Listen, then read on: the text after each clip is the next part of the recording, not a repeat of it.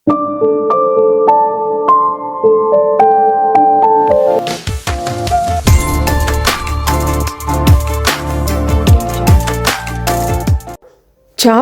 தளபதியாரும் kiss பண்ணிட்டு இருக்கிறப்போ யாரோ பார்க்குறாங்க. அது யாரு? இதுக்கப்புறம் நடக்க போகிற பயங்கரமான விஷயங்கள்லாம் என்ன அப்படிங்கிறத நம்ம கண்டினியூவாக பார்த்துடலாங்க. அதுக்கு முன்னாடி என்னோட வாய்ஸ் ஓவர் நரேஷன் ஸ்டோரியில் பிடிச்சிருந்தா லைக் பண்ணிட்டு பாருங்க. அப்படியே உங்கள் ஃப்ரெண்ட் அண்ட் ஃபேமிலி கூட ஷேர் பண்ணிக்கோங்க. இது வரைக்கும் யாராவது சப்ஸ்கிரைப் பண்ண பார்த்துட்டு இருந்தீங்கன்னா மறக்காம சப்ஸ்கிரைப் பண்ணிக்கோங்க. ஃபர்ஸ்ட் எபிசோட்லேயே கமெண்ட் செக்ஷனில் நிறைய பேர் கேட்டிங்க டெய்லி 2 வீடியோ போஸ்ட் பண்ணுங்க அப்படின்னு சொல்லிட்டு.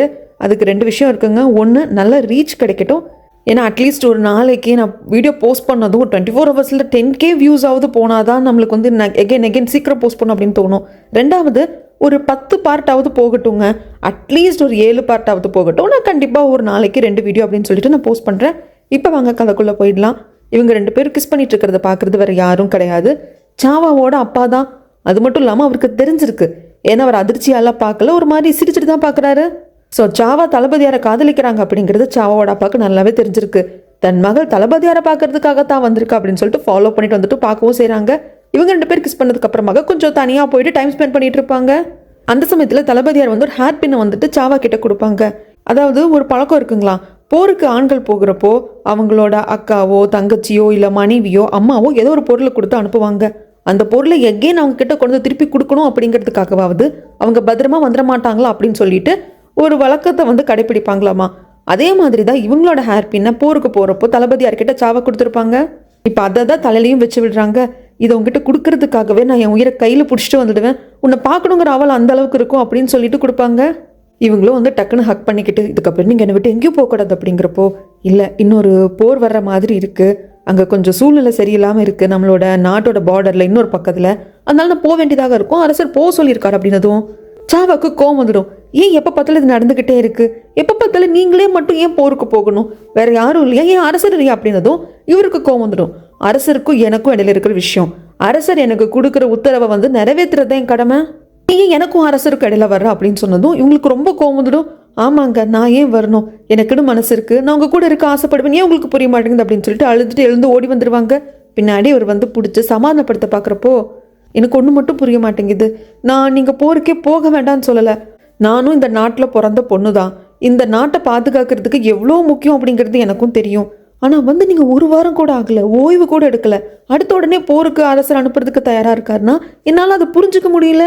நீங்கள் ஏன் என் மனசை புரிஞ்சுக்க மாட்டேங்கிறீங்க, ஏன் இந்த போருக்கு அரசர் போகக்கூடாதா, வேற யாராவது வந்து நியமிச்சு அவரை வந்து அனுப்பக்கூடாதா, ஒவ்வொரு வாட்டியும் நீங்கள் போருக்கு போயிட்டு வர்றப்போ, அதுவும் அடுத்தடுத்து உடனே போருக்கு போகிறப்பெல்லாம் நான் உயிரை கையில் பிடிச்சிட்டு இருக்கேன், அது ஏன் உங்களுக்கு புரிய மாட்டேங்குது அப்படின்ட்டு கட்டி பிடிச்சிட்டு அழுவாங்க. இவரும் சமாதானப்படுத்திட்டு இருப்பார். இது ஒரு பக்கம் நடந்துட்டு இருக்கிறப்போ, இன்னொரு பக்கம் அரசர் வந்து இவங்க இருக்கிற ஊர் பக்கத்தில் இருக்கிற காட்டுக்குள்ளே தானங்க வேட்டையாட வந்திருக்காங்க. அவர் வேட்டையாடிட்டு இருக்கிறப்போ ஒரு காட்டு பன்னியை வந்து பார்த்துருவாரு, அம்பும் விட்டுடுவார், அந்த பன்னி மேலே படவும் செஞ்சிடும். ஆனால் அந்த பன்னி வந்து அடிப்பட்டது அப்படியே ஓட ஆரம்பிச்சிருமா, கண்டிப்பாக அதுக்கு அடிபட்டிருக்கும், அது கொஞ்சம் தூரம் ஓடிட்டு அந்த டயர்லேயே செத்து போயிடும் அப்படிம்பாங்க. மற்றவங்களாம் நீங்கள் இங்கே இருங்களேன் அரசரே, நாங்கள் போய் இந்த பன்னி எடுத்துகிட்டு வரோம் அப்படிங்கிறப்போ, இல்லை நான் தான் அம்பு விட்டு கொன்னேன், ஸோ அதுக்கு என்ன ஏதுங்கிறத நான் தான் போய் பார்ப்பேன், நீங்கள் யாரும் ஃபாலோ பண்ண வேண்டிய அவசியம் கிடையாது, என்னோட ஆர்டர் அப்படின்னு சொல்லிட்டு இவர் தான் போவார். அரசர் கூட யாரெல்லாம் வந்திருப்பாங்க அப்படின்னா, அரசருக்கு ரொம்ப விசுவாசமாக இருக்கக்கூடிய ஒரு மந்திரியும், நம்மளோட தளபதியார் கூட எப்போவுமே ஒரு அசிஸ்டன்ட் தளபதி இருப்பாங்க இல்லைங்களா, ரொம்ப ஃப்ரெண்டாக கூட இருப்பாங்க இல்லையா, அவங்களும் இன்னும் 2-3 பேர் தான் வந்திருப்பாங்க. நான் அம்பு விட்ட காட்டு பண்ணி அம்பை வந்து அந்த குத்துப்பட்டும் இங்கே ஓடிச்சு அப்படின்னு சொல்லிட்டு அதை தேடிட்டு அரசர் வந்துட்டார். இது ஒரு பக்கம் நடக்கிறப்போ, இந்த பக்கம் சாவாவை உட்கார வச்சு பொறுமையாக வந்து தளபதியார் வந்து சமாதானப்படுத்துவாங்க. ஏன்னா அவருக்கும் புரியுது, நாம் இந்த பொண்ணை காதலிச்சிருக்கோம், இவளுக்கு ஒரு நம்பிக்கையை கொடுத்துருக்கோம், இவ கூட நம்ம வாழ்கிறோம், நம்ம பொசுக்குன்னு விட்டுட்டு போனால் இந்த பொண்ணோட மனசு எந்த அளவுக்கு வந்து கவலைப்பட்டு போயிருக்கு அப்படிங்கிறது புரியுது. அந்த சமயத்தில் சமாதானப்படுத்திட்டு இருக்கிறப்போ மனசில் இருக்கிற ஆசை எல்லாத்தையும் வந்து சாவா சொல்லுவாங்க.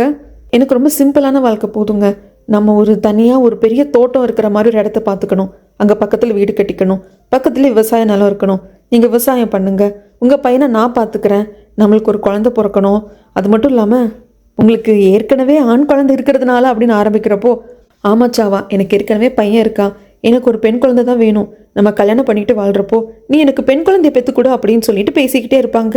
ரொம்ப சந்தோஷமாக இருக்கும் சாவாக்கு, நாம் நினைக்கிற மாதிரி இவரும் நினைக்கிறாரு அப்படின்னு சொல்லிட்டு இருக்கோம்.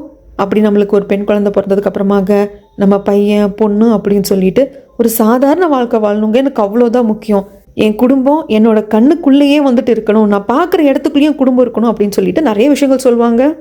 அது மட்டும் இல்லாமல் அப்படி நம்மளுக்கு பெண் குழந்தை பிறக்கிறப்போ அந்த பெண் குழந்தைக்கு சுபேகா அப்படின்னு சொல்லி தான் பேர் வைக்கணும்னு சொல்லிடுவாங்க. ரொம்ப ரொம்ப சந்தோஷமாயிடும் சாவாக்கு. கட்டியெல்லாம் பிடிச்சிட்டு கண்டிப்பாங்க நீங்கள் சொன்ன மாதிரி நம்ம பெண் குழந்தைக்கு அப்படி பேர் வைக்கலாம். அது மட்டும் இல்லாமல் நான் உங்ககிட்ட ஒரு நல்ல ஒரு முக்கியமான விஷயம் சொல்லணும் அப்படின்னு சொல்லிட்டு என்னமோ சொல்ல வருவாங்க. இங்கே சீன் அப்படி கட் பண்ணா காட்டு பண்ணியை துரத்திட்டு போனார் இல்லையா அரசர், அவர் பலரால் தாக்கப்படுறாரு. அவர் மேலே விஷம் அம்புப்படுது. ஆனால் இது இங்கே இருக்கிற தளபதியாருக்கும் சாவாவுக்கும் தெரியாது. சாவா வந்து இந்த மாதிரி நான் கர்ப்பமாக இருக்கேன் அப்படிங்கிறத சொல்ல வர்றதுக்குள்ள அந்த இடத்துக்கு தளபதியோட ஃப்ரெண்டு வந்துடுவாங்க. இவர் ஒரு குதிரையில் வருவார், இன்னொரு குதிரையும் கையோடு இழுத்துக்கிட்டு வருவார். இந்த மாதிரி காட்டு பண்ணியை வந்து வேட்டையாடினார் அரசர், அதை துரத்திக்கிட்டு போனார். அந்த இடத்துல என்ன நடந்ததுன்னு தெரியல, அவர் மேலே அம்பு பட்டிருக்கு, அதுவும் விஷம் தடவின அம்பா இருக்கு. அரசர் ரொம்ப சீரியஸாக இருக்காரு, நீங்கள் உடனே வாங்க அப்படின்னு சொல்லி கூப்பிட்றதுக்காக வந்திருப்பாங்க. அதெல்லாம் சொல்லி கூப்பிடவும் செஞ்சுருவாங்க. இப்படியெல்லாம் சொன்னதுனால தான் மாசமாக இருக்கும் அப்படிங்கிறத தளபதியார்கிட்ட சாவானால சொல்ல முடியல. அது மட்டும் இல்லாமல் நம்ம தளபதியாரோட ஃப்ரெண்டும் வந்துட்டு சாவாவை பார்த்துட்டாங்க. ஓகே இவங்க 2 பேரும் பழகுறாங்க அப்படிங்கிறது அவருக்கும் வந்து புரிஞ்சிருச்சுன்னா தனிமையில் மீட் பண்ணுறாங்க அப்படியா. ஸோ அதனால அவர் அப்படி புரிஞ்சுக்கிறாரு. ஐயோ அரசருக்கு இப்படி அடிபட்டிருக்கு அப்படின்னு சொல்லிட்டு உடனே அங்கேருந்து தளபதியாரும் கிளம்புறாங்க. சிச்சுவேஷன் வந்து சாவாக்கும் புரியுது. இங்கே உடனே அரசரை பார்க்க வராங்க. ரத்தம் நிற்கவே மாட்டேங்குது.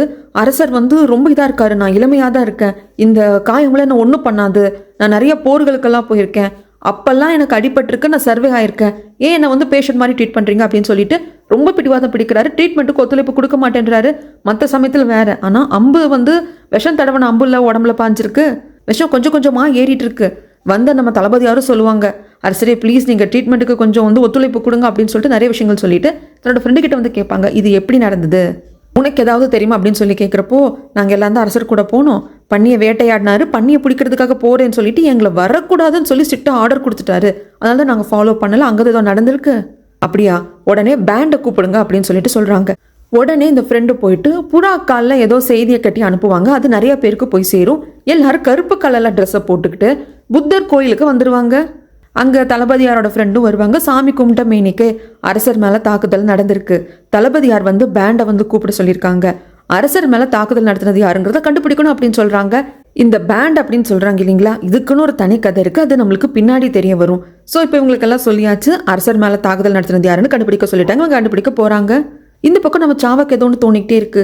அப்பா கொஞ்சம் அரசர் மேலே கோவமாக இருந்தார். அது மட்டும் இல்லாமல் நாம வெளியே காற்று வாங்குறதுக்காக வாக்கிங் போகிறோம் அப்படின்னு சொல்லிட்டு அப்பா கிட்ட பர்மிஷன் கேட்க வந்தப்போ கூட அப்பா கொஞ்சம் கடுகடுன்னு இருந்திருப்பாரு. அது மட்டும் இல்லாமல் நான் முக்கியமான ஒரு மீட்டிங்கில் இருக்கேன், என்னை பார்க்குறதுக்கு முக்கியமான ஆட்கள் எல்லாம் வந்திருக்காங்க அப்படின்னு சொல்லிட்டு சொல்லியிருப்பாங்க. இதெல்லாத்தையும் யோசிச்சிருக்காங்களா நம்ம சாவா. அதனால தன்னோட மெய்டை கூப்பிட்டுட்டு இந்த மாதிரி இப்போ நம்ம வந்து வெளியே போகணும் அரசரை பார்க்கறதுக்காக, கண்டிப்பாக நம்ம பல்லாக்கில் போக முடியாது, குதிரையில் தான் போகணும், அந்த குதிரையில பார்த்துக்கிறதுக்கு ஒரு நபர் இருப்பாங்க, அந்த நபரோட பேரை சொல்லி அந்த ஆளை வர சொல்லி நம்ம உடனே வெளியே போகணும் அப்படிங்கிறப்போ மெய்டும் போய் பார்த்துட்டு வந்திருப்பாங்க. நான் தேடி பார்த்துட்டு அவரை காணோம் அப்படின்னு சொல்லிட்டு சொல்லுவாங்க. இங்கே சீன் அப்படியே கட் பண்ணா கிட்டத்தட்ட யார் வந்து அரசர் மேலே தாக்குதல் நடத்தியிருப்பாங்க அப்படின்னு சொல்லிட்டு தளபதியாருக்கு நியூஸ் வந்துருச்சு. ஆனால் ஒரு 2-3 பேர் மேலே டவுட் வருது. இன்னும் கொஞ்சம் டைம் கொடுங்க, நம்ம பேண்ட் அதை பக்காவாக கண்டுபிடிச்சிருவாங்க அப்படின்னு சொல்லிட்டு ஃப்ரெண்டு சொல்கிறாங்க. ஆனால் இங்கே சாவாக்கு இருப்பு கொள்ளலை. சரி அந்த குதிரையை வந்து ஓட்டுறதுக்கு ஆட்கள் இருக்காங்களோ இல்லையோ, நாம உடனே போகணும் அப்படின்னு சொல்லிட்டு குதிரையெல்லாம் கட்டி வைக்கிற இடத்துக்கு வந்துட்டு அங்கே இருக்கிற குதிரையை எடுத்துகிட்டு போகலாம். அப்படிங்கிறப்போ அங்கே வக்கப்புல்லுக்கு கீழே என்னமோ இருக்கு, என்னடா அப்படின்னு சொல்லிட்டு விளக்கி பார்த்தா அந்த குதிரை எல்லாத்தையும் பார்த்துக்கக்கூடிய ஆள் அங்கே செத்து கிடக்குறான். நாம தான் செத்துட்டாங்க அப்படிங்கிறத கன்ஃபார்ம் பண்ணிட்டோம். ஆனால் இன்னும் சாவா கன்ஃபார்ம் பண்ணல. ஆனால் அந்த மெய்டெல்லாம் கத்திட்டா, மெய்டோட வாயை பொத்திட்டு அமைதியாகிரு அப்படின்னு சொல்லிட்டு மூக்கில் கை வச்சு பார்க்குறாங்க. மூச்சு இல்லை, ஸோ இறந்து தான் போயிட்டாரு. அந்த இடத்துக்கு சாவோட அப்பா வந்துட்டு, என்னம்மா பண்ணிட்டு இருக்க சாவா, இங்கே இந்நேரத்துக்கு இங்கே நான் வந்துட்டு இருக்க, தேவையில்லாத வேலையில நீ பார்க்காத, நீ தான் இந்த நாட்டோட ஃபியூச்சர் குயின், ஞாபகம் இருக்கா, ஒழுங்கையும் கூடவா அப்படிம்பாங்க. நம்ம சாவாக்கு ஒன்றுமே புரியாது. இந்த பக்கம் அரசருக்கு இன்னும் ப்ளீடிங் நிற்கவே இல்லை, ஒரு நிலைமை இருக்க மோசமாகிக்கிட்டே இருக்கு. அது மட்டும் இல்லாமல் இப்போ 2-3 பேர் மேலே டவுட் இருந்தது இல்லைங்களா, இல்லை சாவோட அப்பாவும் ஒருத்தர். ஆனால் மற்றவங்க எல்லாரும் வந்து ரிப்போர்ட் பண்ணிட்டாங்க, இந்த மாதிரி நாங்கள் பண்ணலைங்க, இங்கே இருந்தோம் அப்படின்னு சொல்லிட்டாங்க. ஆனால் சாவோட அப்பா கிட்ட இருந்து இன்னும் ரிப்போர்ட் வரல. அது தளபதியார் யோசிச்சுக்கிட்டே அங்கே இருக்கிற குழந்தைய பார்க்குறாங்க. இது அரசரோட குழந்தைங்க. அரசருக்கும் திருமணமாகி குழந்தை பிறந்ததுமே அவங்க மனைவி இறந்து போயிருப்பாங்க. இந்த குழந்தைக்கு ஒரு 3 வயசு ஆகுது. பார்க்குறப்ப தளபதியாருக்கு ரொம்ப கஷ்டமாக இருக்குது. அந்த சமயத்தில் அரசருக்கு இப்போ கொஞ்சம் பேச முடியுது. நீங்கள் எல்லாரும் போங்க, நான் தளபதியார்கிட்ட பேசணும் அப்படின்னு சொல்லிட்டு சொல்கிறாங்க. அரசருக்கு தெரிஞ்சு போச்சு நம்ம கண்டிப்பாக உயிரோடு இருக்க மாட்டோம் அப்படின்னு சொல்லிட்டு. அது தளபதியார்கிட்ட சொல்கிறப்போ, இல்லை பல போர்களை நீங்கள் வந்து கலந்துட்டு இருந்திருக்கீங்க, ஒவ்வொரு போர்லையும் கிட்டத்தட்ட உங்கள் உயிர் போகிற நிலைமை வந்திருக்கு, ஆனால் அதுலேயும் இருந்து தாண்டி நீங்கள் வந்து அந்த போரை ஜெயிச்சிருக்கீங்க, நீங்கள் செத்துட்டதாக உங்கள் எதிரிகள் வந்து நினச்சாங்க, ஆனால் உடனே எழுந்து நின்று நீங்கள் சாகலேன்னு சொல்லி ப்ரூஃப் பண்ணியிருக்கீங்க, உங்கள் எதிரிகளை வந்து கொலை நடங்க வச்சுருக்கீங்க. அப்படிங்கிறப்போ அது போர்க்களத்தில் இப்போ நான் வந்து சூழ்ச்சியால் வீழ்த்தப்பட்டிருக்கேன், கண்டிப்பாக நான் வந்து இறந்து போயிடுவேன், அது எனக்கு தெரியுது, எனக்கு என்ன நினச்சோ இல்லை சாகிறத நினச்சோ வருத்தம் கிடையாது, க்ரௌன் பிரின்ஸான என்னோட பையனை நினச்சிதான் வருத்தமாக இருக்குது அப்படிம்பாங்க. இன்னும் சொல்ல போனா நான் அரசர் ஆயிருக்கவே கூடாது தளபதியாரே, நீங்க தான் அரசர் ஆயிருக்கணும். அப்படிங்கிறப்போ நீங்க அப்படியெல்லாம் சொல்லவே கூடாது. நீங்க தான் கரெக்டான முறையில் அரசரா இருக்கீங்க. உங்க அப்பா அரசரா இருந்திருக்காரு, அதுக்கப்புறம் நீங்க, உங்களுக்கு அப்புறம் உங்க பையன். அப்படிங்கிறப்போ அங்கதான் இல்லை. ஏன்னா என் அப்பா அவரோட கடைசி காலத்துல உங்களை தான் அரசராக்கணும்னு நினைச்சிட்டு இருந்தார். ஏன்னா அவர் பார்வையிலேயே அதை நான் பார்த்தேன். ஆனா என்ன பண்றது, மக்கள் எல்லாமே என் அப்பாவோட வாரிசான என்னதான் அரசராக்கணும் அப்படின்னு சொல்லிட்டு ரொம்ப வேண்டிக்கிட்டாங்க. அதனால வேற வழியே இல்லாம நான் அரசராயிட்டேன் அப்படின்னு சொல்றப்போ தளபதியாரும் சொல்லுவாங்க, நாட்டு மக்களோட முடிவு தான் என்னைக்கு ஒரு மன்னனுக்கு முக்கியம். அதை தான் இறந்து போன அரசரான உங்க அப்பாவும் பண்ணியிருக்காரு அப்படின்னு சொல்ற சமயத்துல தான் இன்னும் சில விஷயங்கள் தெரிய வருது. ஆக்சுவலா தளபதியாரோட அப்பா தாங்க அரசரா இருந்திருக்காரு. அவரு தான் மூத்தவர் வயசுல இப்ப அரசரா இருக்காரு இல்லைங்களா. அவங்க அப்பாவுக்கு சொந்த அண்ணா அவரு இறந்து போனதுக்கு அப்புறமாக அந்த அரியணை இப்ப அரசரா இருக்காரு இல்லையா, அவரோட அப்பாவுக்கு வந்திருக்கு. அவரோட காலகட்டம் முடிகிறப்போ அண்ணன் மகனான தளபதியார தான் அரசராக்கணும்னு நினைச்சிருந்திருக்காங்க. ஆனா மக்கள் எல்லாம் இல்ல உங்களோட மகன் தான் இளவரசர், அவரு தான் கிரவுன் பிரின்ஸ், ஸோ அவரு தான் அடுத்த அரியணையை ஏறணும். தளபதியாரோட அப்பா இறந்துட்டாரு, அவர் இறந்ததுக்கு அப்புறம் தானே உங்களுக்கு அந்த அரியணை வந்தது. நீங்க இறந்ததுக்கு அப்புறமாக அது உங்க பையனுக்கு தான் போகணும். ஏன்னா தளபதியாரோட அப்பா அரியணையில இருந்து இறக்குறப்ப தளபதியார் ரொம்ப சின்ன பையன். ஏன்னா தளபதியாரோட அப்பா அரசரா இருந்தப்போ நோய்வாய்ப்பட்டோ இல்ல வயசாயோ சாகலைங்க. தளபதியாருக்கு ஒரு 5-6 வயசா என்னமோ தான் இருக்கும். அப்போ ஒரு சூழ்ச்சியால தான் அவர் இறந்து போயிருப்பாரு. அந்த கதையும் நம்மளுக்கு பின்னாடி தெரியும். அதனால 5-6 வயசு பையனை அரியணை ஏற்ற மாட்டாங்க இல்லையா. ஸோ சொந்த தம்பியா இருக்கக்கூடிய இப்பத்திய அரசரோட அப்பா அரியணைக்கு வந்துட்டாரு. அப்போ யார் கிரவுன் பிரின்ஸ் ஆவாங்க, இப்பத்திய அரசரா இருக்கிறவர் தான். அதனால மக்கள் எல்லாமே நீங்க நல்லாட்சி புரிஞ்சிருக்கீங்க, ஏன்னா அவர் வயசாயதான் இறப்பாரு, அதனால உங்களோட மகனான கிரவுன் பிரின்ஸ் தான் அரியணை ஏறணும்னு சொல்லியிருப்பாங்க. அதனாலதான் இப்பத்திய அரசர் அரியணைக்கு வந்திருப்பாங்க. ஆனா என் அப்பாவுக்கு நான் ஃபர்ஸ்ட் ஆப்ஷன் கிடையாது, நீங்க தான் ஃபர்ஸ்ட் ஆப்ஷன் அப்படின்னு சொல்லிட்டு அரசர் சொல்றப்போ தளபதியார் இருந்துட்டு நீங்க பெருந்தன்மையா சொல்றீங்க, ஆனா எனக்கு அரியணையெல்லாம் வேண்டாம், இந்த அரியணைக்கு சேவை பண்றது தான் எனக்கு வேணும், அதனால நீங்க எதை பத்தி யோசிக்காதீங்க, எல்லாம் நல்லபடியா நடக்கும். அப்படிங்கிறப்போ அரசரால முடியல, மண்டி போட்டு கெஞ்சவே ஆரம்பிச்சிருவாரு. ப்ளீஸ் எனக்கு வாக்கு கொடுங்க, என் பையனை, அதுவும் கிரவுன் பிரின்ஸா 3 வயசுல இருக்கிற என் பையனுக்கு இந்த அரியணையை ஏத்திட்டு அமைச்சர்களை வச்சு ஆட்சி நடத்தலாம். ஆனா அதுக்கு என் பையனை கொன்னே போட்டுடலாம், ஏன்னா அந்த அளவுக்கு என்னோட பையனுக்கு உயிருக்கான ஆபத்து இருந்துகிட்டே இருக்கும். என்ன கொண்டவங்க என் பையனை கொல்ல மாட்டாங்களா, அது 3 வயசு குழந்தை கொல்ல மாட்டாங்களா, அந்த பச்சை மண்ணை கண்டிப்பா அரியணை ஏத்துற மைண்ட் எனக்கு இல்லை. அப்படிங்கிறப்போ அரசர் உங்களுக்கு எதுவும் ஆகாது அப்படிங்கிறாங்க.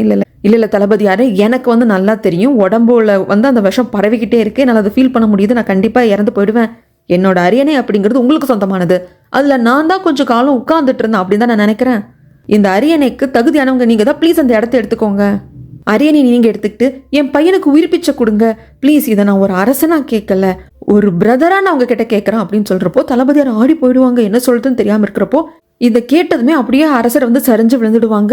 எகெயின் அதிகமா ப்ளீடிங் ஆகிக்கிட்டே இருக்கும், ரத்த போக்கே நிக்காது, மேல மேல கட்டு போடுவாங்க, என்னமோ வைத்தியம் பண்ணுவாங்க, ஒண்ணுமே முடியாது. அரசர்கிட்ட பேசிக்கிட்டே இருப்பாங்க. தளபதியார் இல்ல நான் பாத்துக்கிறேன், நீங்க கவலைப்படாதீங்க, எல்லாமே சரியாயிடும், நீங்க எழுந்துவாங்க அப்படின்னு சொல்லிட்டு எல்லாரும் பேசிக்கிட்டே இருப்பாங்க. இங்க தன் பொண்ணை கூப்பிட்டு வந்தாரு இல்லையா சாவா, நீ தான் ஃபியூச்சர் குயின்னு சொல்லிட்டு தன் பொண்ணு கிட்ட எல்லாத்தையுமே சொல்றாங்க. இதை பாருமா, என் கையில ஜபமாலை மாதிரி இருக்கு இல்லையா, இது ஜபமாலை கிடையாது, நானும் நிறைய போர்களுக்கு போயிருக்கேன், அந்த போர்களில் எதிரி நாட்டு தளபதியையோ முக்கியமான ஒரு பொறுப்புல இருக்கிற அந்த போருக்கு ஒரு ஆளையோ கொன்னோம் அப்படின்னா அவங்கள கொன்னதுக்கான அடையாளமா கிறிஸ்டலான பால் மாதிரி ஒவ்வொன்றா சேர்த்துக்கிட்டே இருப்பாங்களாமா, அது வகையில சேர்ந்தது தான். ஆனா என்னை விட தளபதியார்கிட்ட இருக்கிற இந்த மால் அப்படிங்கிறது பெருசா இருக்கும். ஏன்னா அந்த அளவுக்கு அவருக்கு போருக்கு போயிருக்காரு, அந்த அளவுக்கு பல எதிரி நாட்டு தளபதிகளோட தலையை எடுத்திருக்காரு. அதனால அவரோட கையில இருக்கிற அந்த மாலை இன்னும் ரொம்ப பெருசா இருக்கும். ஆனா அவருக்கு மிகப்பெரிய எதிரியா ஒருத்தன் இருந்தான், அவனை நான் அழிச்சிட்டேன். அவரால் முடியாதத, அவரால் கொல்ல முடியாத அந்த அவரோட எதிரியை நான் கொன்னுட்டேன். அது வேற யாருமே இல்லை, இந்த நாட்டோட அரசர். அது மட்டும் இல்லாம நீயும் தளபதியாரும் நெருங்கி பழகிட்டு இருக்கீங்க, உங்களுக்குள்ள காதல் இருக்குங்கிறது எனக்கு நல்லாவே தெரியும். அரசர் இறந்து போயிட்டாருன்னா அந்த இடம் தளபதியாருக்கு தான் வரும்.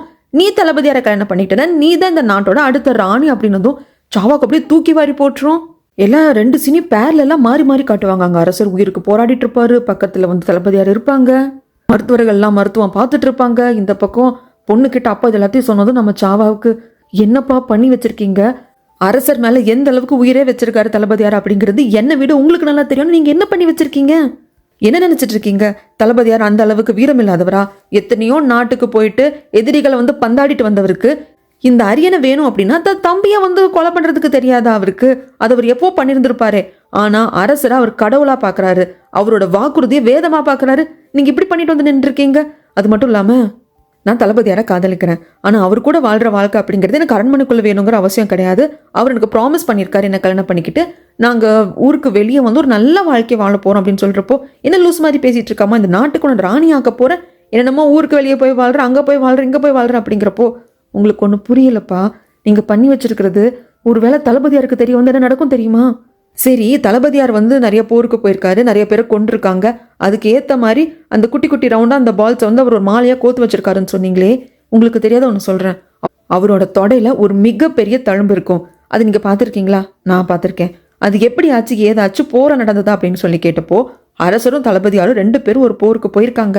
அந்த சமயத்தில் அரசர் வந்து கிட்டத்தட்ட சாகர நிலைமைக்கு போயிட்டாரு. அங்கே அவருக்கு வந்து குடிக்கிறதுக்கு தண்ணி வந்து எங்கே எட்டு வர முடியல.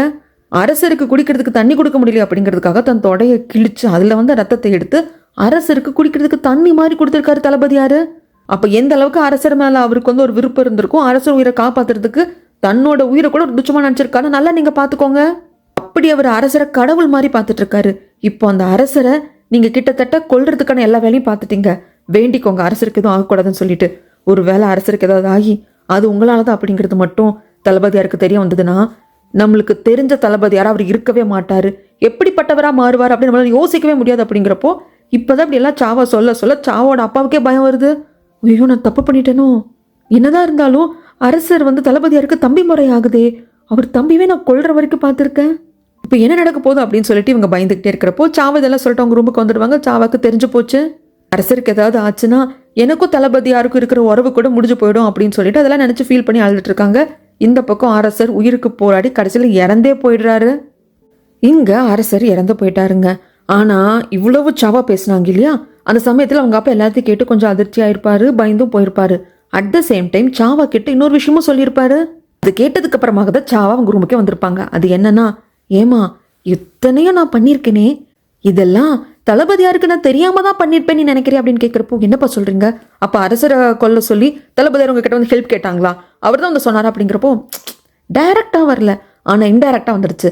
நான் பண்ணது எல்லாமே தளபதியாருக்கு தெரிஞ்சுதான் பண்ணேன். இங்கே நடக்கிறது எல்லாமே அவர் வேடிக்கை பார்த்துட்டு தான் இருக்காரு. அவர் விருப்பப்படி தான் நடந்திருக்கு. நீ கண்டதை போட்டு மனசுக்குள்ள குழப்பிக்காத, நீ போய் ஒரு ரூம்ல படுத்து தூங்க அப்படின்னு சொல்லி அனுப்பிச்சு வச்சிருப்பாங்க. ஆனால் சாவாக்கு வந்து அப்போ மனசு வந்து திருப்தி அடைஞ்சிருக்காது. இல்லை, இது தப்பு தான், கண்டிப்பாக வந்து தளபதியாருக்கு தெரியாது, நம்ம அப்பா ஏன் இப்படி சொல்கிறாரு அப்படின்னு சொல்லிட்டு தெரியலையே அப்படின்னு சொல்லிட்டு ஒன்றும் புரியாமல் போயிருப்பாங்க. பட் இருந்தாலும் லைட்டாக மனசுக்குள்ள ஒரு ஓரத்தில் சாவோட அப்பாவுக்கு பயம் இருந்துக்கிட்டு தான் இருக்கு. இங்கே அரசர் இறந்து போயிட்டாங்க. அரசருக்கு ரத்தம் அதிகமாக போயிட்டே இருக்கும் இல்லைங்களா, அந்த அம்பு வந்து பட்ட இடத்துல. அங்கே வந்து ரத்தம் போகாமல் வைக்கிறதுக்காக இவர் கையெல்லாம் வச்சிருந்திருப்பாரா தளபதியார். கயிறு ஃபுல்லாக 2 கயிறு ரத்தமாக இருக்கும். அரசர் இறந்து போன நியூஸ் கேட்டதும் மக்கள் எல்லாருமே, அங்கே இருக்கிறவங்க, காவலுக்கு இருக்கிறவங்க எல்லாருமே கீழே விழுந்து விழுந்து கும்பிட்டு அழுதுட்டு இருப்பாங்க. அப்படியே தளபதியார் வந்து வெளியே வருவார். இந்த 2 கையில் ரத்தம் இருக்கும். இது வந்து அரசரோட அந்த ரத்தம் இல்லையா, அதை பார்த்துட்டு நிற்கிறப்போ தள்ளி நின்று தளபதியோட ஃப்ரெண்டு பார்ப்பாங்க. அரசர் இறந்து போன நியூஸ் சாவோட அப்பாவுக்கும் கிடைச்சிருச்சு. ஏன்னா இவங்க ஊருக்கு தானே அரசர் வந்து வேட்டையாடுறதுக்கு வந்திருந்தாங்க. அதனால தான் உடனே நியூஸ் கிடைச்சிருச்சு. ஒரு பயத்தில் தான் சாவோட அப்பா உட்காந்துருப்பாங்க. தளபதியாரோட ஃப்ரெண்டு வந்து தளபதியாரை பார்த்தாங்க இல்லையா, அவர் ஒரு ஃப்ளாஷ்பேக்கு போவாங்க. சாவா வந்து தளபதியாரை பார்க்க வந்தப்போ அந்த இடத்துல வந்துட்டு தானே இவர் பார்த்துருப்பாரு சாவாவோட அப்பா. அந்த சமயத்தில் எதுவும் பண்ணியிருக்க மாட்டார், ஜஸ்ட் பார்த்துட்டு நின்றுட்டு இருந்திருப்பாரு. ஆனால் அந்த இடத்துக்கு தளபதியாரோட ஃப்ரெண்டு வந்திருப்பாங்க. இவங்க 2 பேர் கிஸ் பண்ணிட்டு தான் இருந்திருப்பாங்க. அதை வந்து தளபதியோட ஃப்ரெண்டும் பார்த்துட்டு சிரிச்சிட்டு, 2 காதல் புறாக்கள் ஆனால் சீக்கிரம் பிரியதான் போகிறாங்க. ஆமாம், நீங்கள் கூட அரசர் தான் சொன்னாரே இந்த நாட்டோட வேற ஒரு பகுதிக்கு உங்களை அனுப்ப போகிறதாக. அப்படிங்கிறப்போ என்ன பண்ணுறதுன்னு தெரியலன்னு சாவோட அப்பா சொல்ல, நீங்கள் போனாலும் போகாட்டாலும் 10 நாளில் ஒரு போரை வந்து தடுத்து நிறுத்துறதுக்காக தளபதியார் போக வேண்டியதாக இருக்கும். ஏன்னா வேற ஒரு நாடு வந்து நம்மளோட பக்கத்து நாடு தான் போர் புரியறதுக்கு வேற ஒரு திசையிலேருந்து வருது அப்படின்லாம் சொல்லுவாங்க. இதெல்லாம் கேட்டதும் என்னது, ஏன் இப்படி அரசர் பண்ணுறாரு, இப்போதான் ஒரு போரை முடிச்சுட்டு வந்தார் தளபதியார் அப்படின்னு சொல்கிறப்போ வாங்களே சாவகாசமாக உட்காந்து பேசலாம் அப்படின்னு சொல்லிட்டு ஃப்ரெண்டு கூப்பிட்டு போயிருப்பாங்க. இதில் ஃப்ரெண்டு வார்த்தை விளையாட்டு பயங்கரமாக பண்ணிடுவார். ஃபஸ்ட்டு சாவாவோட அப்பா தான் சொல்லுவாங்க, அரசர் ஏன் இப்படி பண்ணிக்கிட்டே இருக்காரு, அரசர் வந்து தளபதியாரை பார்த்து பயப்படுறாங்க, தளபதியாரோட வீரத்தை பார்த்து அவரோட அரியணைக்கு ஆபத்து வந்துடுமோ, அரியணைக்கு தளபதியார் வந்துருவாரோ அப்படின்னு சொல்லிட்டு பயப்படுறாங்க. அதனால தான் எப்போவுமே நாட்டுக்குள்ளே வச்சுக்காம போர் அது இதுன்னு சொல்லிட்டு நாட்டை விட்டு எங்கேயாவது வெளியே துறந்துக்கிட்டே இருக்காரு அப்படின்ட்டு சாவாவோட அப்பா சொல்லுவாங்களா. இது எல்லாத்தையும் ஃப்ரெண்டு பொறுமையாக கேட்டுக்கிட்டு, என்ன பண்ணுறது, போர் அப்படின்னு சொல்லி நம்ம கையில் ஆயுதத்தை எடுத்துக்கிட்டோம் அப்படின்னா நம்ம அந்த போருக்காக என்ன வேணால் பண்ணி தான் வந்து தீரணும். போர்க்களத்துக்கு நம்ம போகிறப்போ என்ன வேணால் நடக்கலாம். நான் வந்து அரசரை பற்றியோ இல்லை தளபதியாரை பற்றியோ வந்து ஃபீல் பண்ணலை. நான் உங்கள் பொண்ணை சாவாவை நினச்சி தான் ஃபீல் பண்ணுறேன். பாவம் தளபதியாரும் சாவாவை ரொம்ப காதலிச்சாங்க. உங்கள் மகள் சாவாவும் தளபதியார் மேலே உயிரே வச்சுருக்காங்க. அவங்க பாருங்களேன், சேரவே முடியாமல் போயிடும் போல இருக்குது. அப்படிங்கிறப்போ என்ன பண்ண முடியும், அரசரோட உத்தரவை மீறி யாரால் நடக்க முடியும், அரசரோட உத்தரவை தானே தளபதியார் வந்து எப்போ ஃபர்ஸ்ட்டாக பார்ப்பார் அப்படின்னு சொல்லிட்டு சாவோட அப்பாவும் சொல்லுவாங்க. அதுக்கு இந்த ஃப்ரெண்ட் இருந்துட்டு, ஒருவேளை அரசர் இல்லை அப்படின்னா அந்த இடம் தளபதியாருக்கு தானே வரும் அப்படிங்கிறாங்க. ஆனால் அரசர் ஹெல்த்தியாக தானே இருக்காங்கன்னு சாவோட அப்பா கேட்பாங்க. ஃப்ரெண்டு இருந்துட்டு, ஆமாம் பயங்கர ஹெல்த்தியாக இருக்காங்க, ஆனால் ஆக்சிடென்ட் அப்படிங்கிறது நடக்கலாம் இல்லையா? ஏன்னா இப்போ இந்த பகுதிக்கு வேட்டையாடுறதுக்காக வந்திருக்காங்க. அங்க அவருக்கு ஏதாவது நடந்து அதனால அவர் இறந்து போனா கூட அரியணை வந்து தளபதியாருக்கு வரும். அப்போ உங்க மக ராணி தானே அப்படிம்பாங்க. இதெல்லாம் சாவோட அப்பா கேட்டுப்பாங்க. நான் அப்போ சூதானமா கேட்பாரு. என்ன சொல்ல வர்றீங்க? அப்போ அரசர் சாகணும், அந்த இடத்துக்கு தான் வரணும் அப்படின்னு சொல்லிட்டு தளபதியார் நினைக்கிறாரா? அவரோட எண்ணம் அதுவும் அப்படின்னு சொல்லிட்டு கேட்குறாங்க. ஏன் இப்படி கேட்குறாங்கன்னா, தளபதியாரோட ரொம்ப பெஸ்ட் ஃப்ரெண்டு வந்து இந்த ஃப்ரெண்ட் அப்படிங்கிறதுனால தான். இவ்வளவும் துருவி துருவி கேட்குறாங்க. ஆனால் அதுக்கு லாபகமாக ஃப்ரெண்ட் ஆன்சர் பண்ணுவாங்க. தளபதியாருக்கு உங்கள் மக கூட வாழணும், சாவா கூட வாழணும் அப்படின்னு மட்டும் சொல்லிடுவாங்க. இது இவர் எப்படி எடுத்துப்பாருன்னா, அப்போ நம்ம பொண்ணு கூட இவர் வாழணும் அப்படின்னா அரசர் தான் பிரச்சனை. அரசர் தான் இந்த தளபதியாரை எப்போ பார்த்தாலும் அந்த போருக்கு போ, அந்த பிரச்சனையை பாருன்னு சொல்லிட்டு நாட்டை விட்டு அனுப்பிச்சுக்கிட்டே இருக்காங்க. ஸோ நம்ம அரசரை கொண்டுட்டோம் அப்படின்னா அந்த இடத்துக்கு தளபதியார் வந்துருவாங்க. நம்ம மகளும் தளபதியார் கல்யாணம் பண்ணிப்பாங்க. அந்த நாட்டுக்கே ராணி ஆயிடுவா தன் மகள் அப்படிங்கிற மாதிரி ஒரு பிளான் பண்ணிட்டாரு. ஆனா ஃப்ரெண்டு ரொம்ப கரெக்டா வார்த்தையை பயன்படுத்தியிருக்காங்க. தளபதியாருக்கு உங்க மகளோட சாவாவோட வாழணும் அப்படின்னு மட்டும் சொல்லி முடிச்சிட்டாங்க. இதுதான் இவர் பிளே பண்ண ட்ரிக்கு. ஆனா இது தளபதியாருக்கு தெரியவே தெரியாது. இப்படி ஒரு ட்ரிக்கை தன் ஃப்ரெண்டு பிளே பண்ணியிருக்காரு அப்படிங்கிறது தளபதியாருக்கு தெரியாது. அதுக்கப்புறமாக கண்டுபிடிச்சிட்டிங்களா? அரசரோட அந்த மரணத்துக்கு காரணம் யாருன்னு கண்டுபிடிச்சிட்டிங்களா? அப்படிங்கிறப்போ ஆல்ரெடி 2-3 பேர் டவுட்டில் இருந்தாங்க. அதில் சாவோட அப்பாவாக தான் இருக்கும். ஏன்னா அவர்கிட்ட இருந்தால் ரிப்போர்ட் வராமல் இருந்தது. இப்போவும் ரிப்போர்ட் வராமல் இருக்கு. நம்ம பேண்ட் கன்ஃபார்மே பண்ணிடுச்சு, சாவாவோட அப்பா தான் அரசரை கொல்றதுக்கான பிளான் போட்டிருக்காங்க. சில பேரோட சேர்ந்து போட்டிருக்காங்க. அதெல்லாம் நமக்கு தெரிய வந்துருச்சு. அப்படிங்கிறப்போ உடனே இவருக்கு கோவம் வந்துடுது தளபதியாருக்கு. உடனே படையை திரட்டுங்க, நம்ம உடனே அவங்கள போய் பார்க்கணும் அப்படிங்கிறப்போ ஃப்ரெண்டு சொல்கிறாங்க, இதை பாருங்க, இதெல்லாம் பண்ணது வேணா சாவோட அப்பாவாக இருக்கலாம், ஆனால் இந்த விஷயத்தில் நம்ம சாவை ப்ளேம் பண்ண முடியாது. அப்படிங்கிறப்போ அதெல்லாம் எனக்கு இப்போ வேண்டாம், உடனே படையை திரட்டுங்க அப்படின்னு சொல்லிடுறாங்க. இந்த பக்கம் சாவாவை காட்டுறாங்க. அவங்களுக்கு இருப்பே கொள்ளலை. குழந்தைக்கு வந்து அந்த எம்ப்ராய்டரிலாம் போட்டு வச்சிருப்பாங்க இல்லையா, அந்த சமயத்தில் அவங்க கையில் கூட ஊசி குத்தி பிளட் வந்திருக்கும். அது கூட அந்த ஒயிட் கலர் துணியில் பட்டு கரையாயிருந்திருக்கும். அதை பார்த்துக்கிட்டே இருக்கிறவங்களுக்கு பயமாக இருக்கு. நான் கண்ட கனவுல அரசர் மூலியமாக தளபதியாரோட உயிருக்கு ஆபத்து வரும் அப்படிங்கிற மாதிரி பார்த்தேன். ஆனால் ரத்தம் வெள்ளம் ஓடி இருக்கு. ஆனால் ஓடுன ரத்தம் தளபதியாரது கிடையாது, அரசரோடது. ஆனால் இதுக்கு முன்னாடி காரணமாக இருக்கிறது ஏன் அப்பான்னு தெரிய வர்றப்போ என்ன நடக்கும்னு தெரியல அப்படின்னு சொல்லிட்டு ரொம்ப ஃபீல் பண்ணுறாங்க. தளபதியார் வந்துட்டு உடனே சில பேர் அனுப்புகிறாங்க. இவர் வந்து என்ன ஒரு மெசேஜ் கொடுக்குறாரோ அந்த மெசேஜை படிக்கிறதுக்கான சில ஆட்கள் அனுப்புகிறாங்க. அந்த ஆட்கள் சாவாவோட அப்பா இருக்கிற இடத்த நோக்கி வர்றதை எல்லாருமே பார்க்குறாங்க. ஈவன் கோச்சனும் பார்க்குறாங்க. அப்போ நம்ம சாவாவை காட்டுவாங்க. வேற ஒரு ட்ரெஸ்ஸில் வந்து எம்ப்ராய்டரி போட்டுருப்பாங்களா. மெய்டு இருந்துட்டு என்ன பண்ணுறீங்க, அந்த ட்ரெஸ் என்னாச்சு அப்படிங்கிறப்போ ஒருவேளை பெண் குழந்தையா இருக்கும்னு சொல்லிட்டு நான் வந்து பெண் குழந்தைக்கு ஆசைப்பட்டேன், அதனால அந்த ட்ரெஸ்ஸில் வந்துட்டு செரி நல்லா ரெட் கலர் செரி வந்து டிசைனாக நான் போட்டேன். ஒருவேளை பையனாக இருந்துட்டேன் என்ன பண்ணுறது, அதனால தான் நான் இன்னொரு டிசைன் இன்னொரு ட்ரெஸ்ஸில் போட்டு வச்சுக்க போகிறேன். இதில் வந்து மானை வந்து நான் டிசைனாக போட்டிருக்கேன் அப்படின்னு சொல்லுவாங்க. நீங்கள் வந்து தைரியமாக இருங்க, எல்லாம் நல்லபடியாக நடக்கும் அப்படின்னு சொல்லிட்டு மேடும் ஆறுதல் சொல்லிட்டு இருப்பாங்க. அந்த சமயத்தில் வெளியே இருந்து சவுண்டு கேட்குது. சாவா மேடம், இந்த மாதிரி உங்கள் அப்பா வந்து உங்களை ரெடி ஆகிட்டு வர சொன்னாங்க, மெசேஜ் வந்திருக்கு, படிக்க போகிறாங்க அப்படின்னு சொன்னது. இவங்களும் ரெடி ஆகிட்டு வராங்க. ஏன்னா அரண்மனையிலேருந்து மெசேஜ் வருது அப்படிங்கிறப்போ இவங்களும் பக்காவாக ரெடி ஆகிட்டு வந்து தான் அந்த மெசேஜை வந்து கேட்கவே செய்யணும். சாவோட அப்பாவும் ரெடி ஆகிட்டு வந்துட்டாங்க, சாவும் ரெடி ஆகிட்டு வந்துட்டாங்க. மண்டி போட்டு உட்காந்துட்டு என்ன மெசேஜ் அப்படின்னு சொல்லி கேட்குறப்போ வந்தவங்க படிக்கிறாங்க, உங்கள் வெப்பன்ஸ் எல்லாத்தையும் விட்டுட்டு உங்கள் பதவியை ராஜினாமா பண்ணிட்டு உடனே வாங்க, உங்கள் கிரைமை ஒத்துக்கோங்க, அதுக்கான தண்டனை ஏற்றுக்கோங்க அப்படின்னு சொல்லி எழுதியிருக்கு.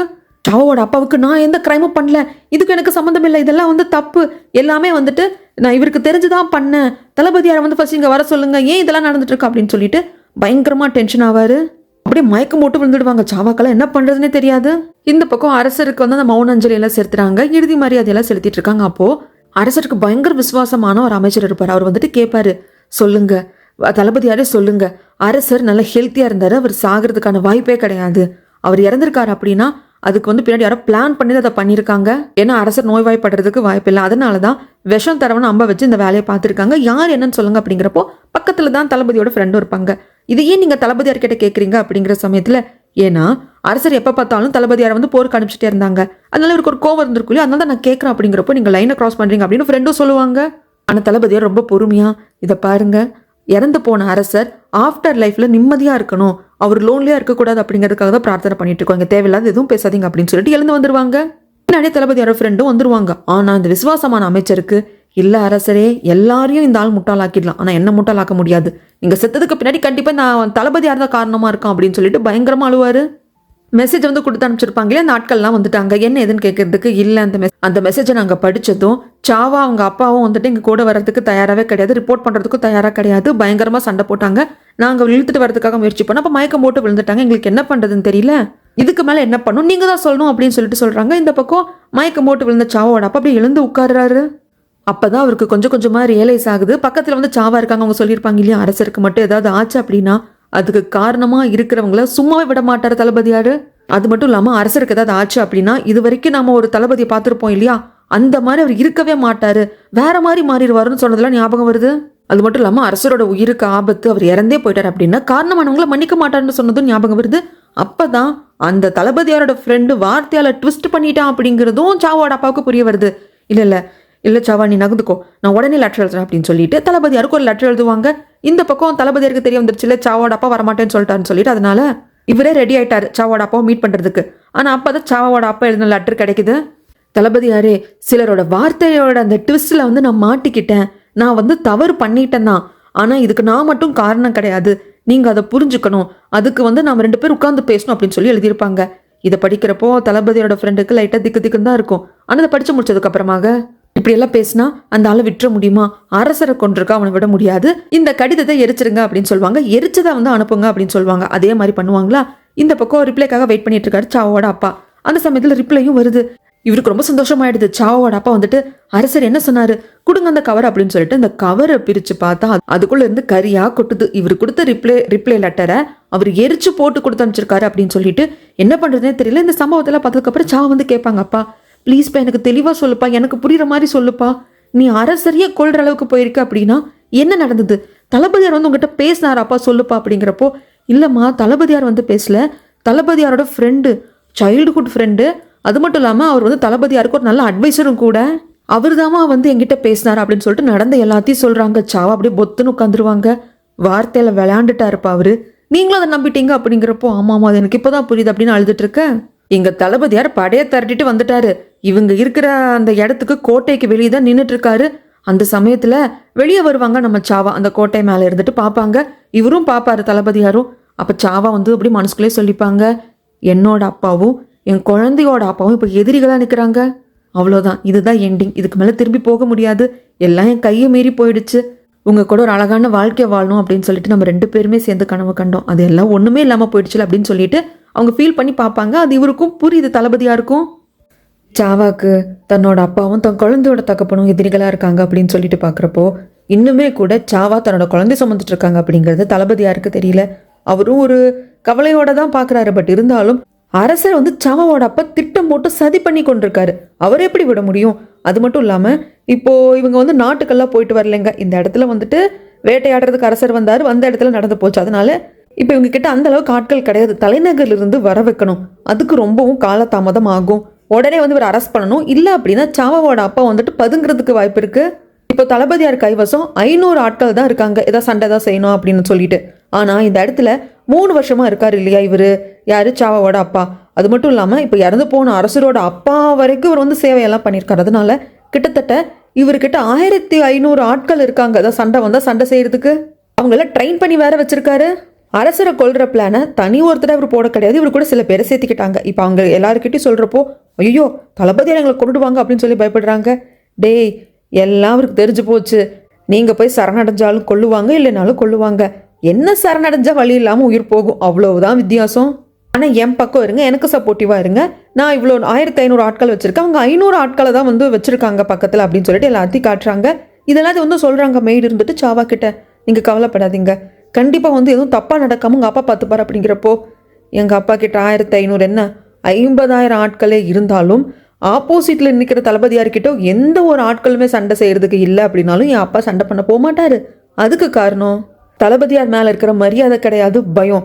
ஒத்தை கொத்த போய் நின்னாலும் சரி, 10,000 பேர் கூப்பிட்டு போனாலும் சரி, தளபதியார்கிட்ட கண்டிப்பாக தோற்று போயிடுவோங்கிறது எங்கள் அப்பாவுக்கு நல்லாவே தெரியும். அதனால் அவர் போக மாட்டார்.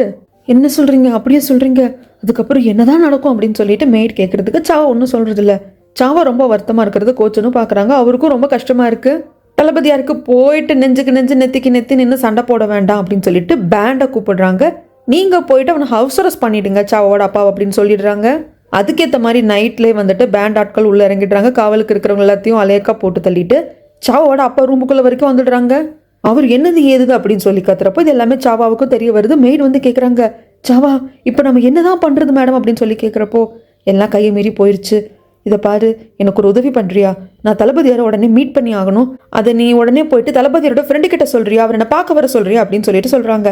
இவங்களும் போய் மீட் பண்ணுறாங்க. தளபதியாரோட ஃப்ரெண்டும் வந்துட்டாங்க.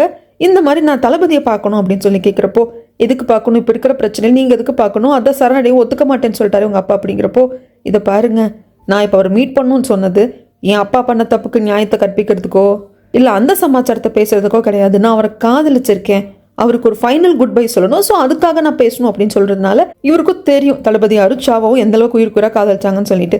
சரி அப்படின்னு சொல்லிட்டு அனுமதி கொடுக்குறாங்க. தளபதியாரை பார்க்கறதுக்கு கூப்பிட்டும் வராங்க. ஆனால் தளபதியார்கிட்ட வந்திருக்கிறது சாவான்னு சொல்றதுல அங்கே வந்ததுக்கு அப்புறம் தான் அது சாவானே தெரிய வருது.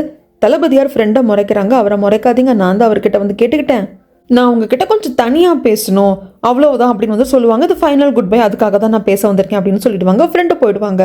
அரசரோட பேர் பதிக்கப்பட்ட ஒரு தகடு மாதிரி இருக்கும், அதுக்கு வந்து மரியாதை செலுத்திடுவாங்க சாவா. அதுக்கப்புறமாக மண்டி போட்டு அப்பாக்காக உயிர் பிச்சை கேட்பாங்க தளபதி கிட்ட, ப்ளீஸ் விட்டுருங்க, என் அப்பா ஏதோ என் மேலே இருக்கிற பாசத்தாலையும் எனக்கு ஏதோ நல்லது பண்ணுறதாக நினச்சிக்கிட்டு முட்டாள்தனமாக இப்படி பண்ணிட்டாரு. அது மட்டும் இல்லாமல் அவராக தனியாக செயல்படலை, வார்த்தைகளால் அவரை வந்து ட்ரிக் பண்ணியிருக்காங்க அப்படின்னு சொல்லிட்டு சொல்கிறாங்க. ஆனால் ஃப்ரெண்டு தான் அப்படின்னு காட்டி கொடுக்குறது இல்லை, ஏன்னா ஏற்கனவே தளபதி கோபமாக இருக்காரு. இதில் நம்ம ஃப்ரெண்டு இப்படிலாம் வார்த்தையால் ட்ரிக் பண்ணாங்க அப்படின்னு சொன்னால் இன்னும் இந்த கோபம் தான் அதிகமாகும். நம்புறது நம்பாதது ஒரு பக்கம் இருக்கட்டும், தப்பிக்கிறதுக்காக என்னோட நண்பன் மேலேயே பழி போடுறீங்களா அப்படின்னு சொல்லிட்டு தளபதியார் இன்னும் கோவப்படுவார் இல்லையா. அதனால் அதை பற்றியெல்லாம் இது சொல்கிறது இல்லை.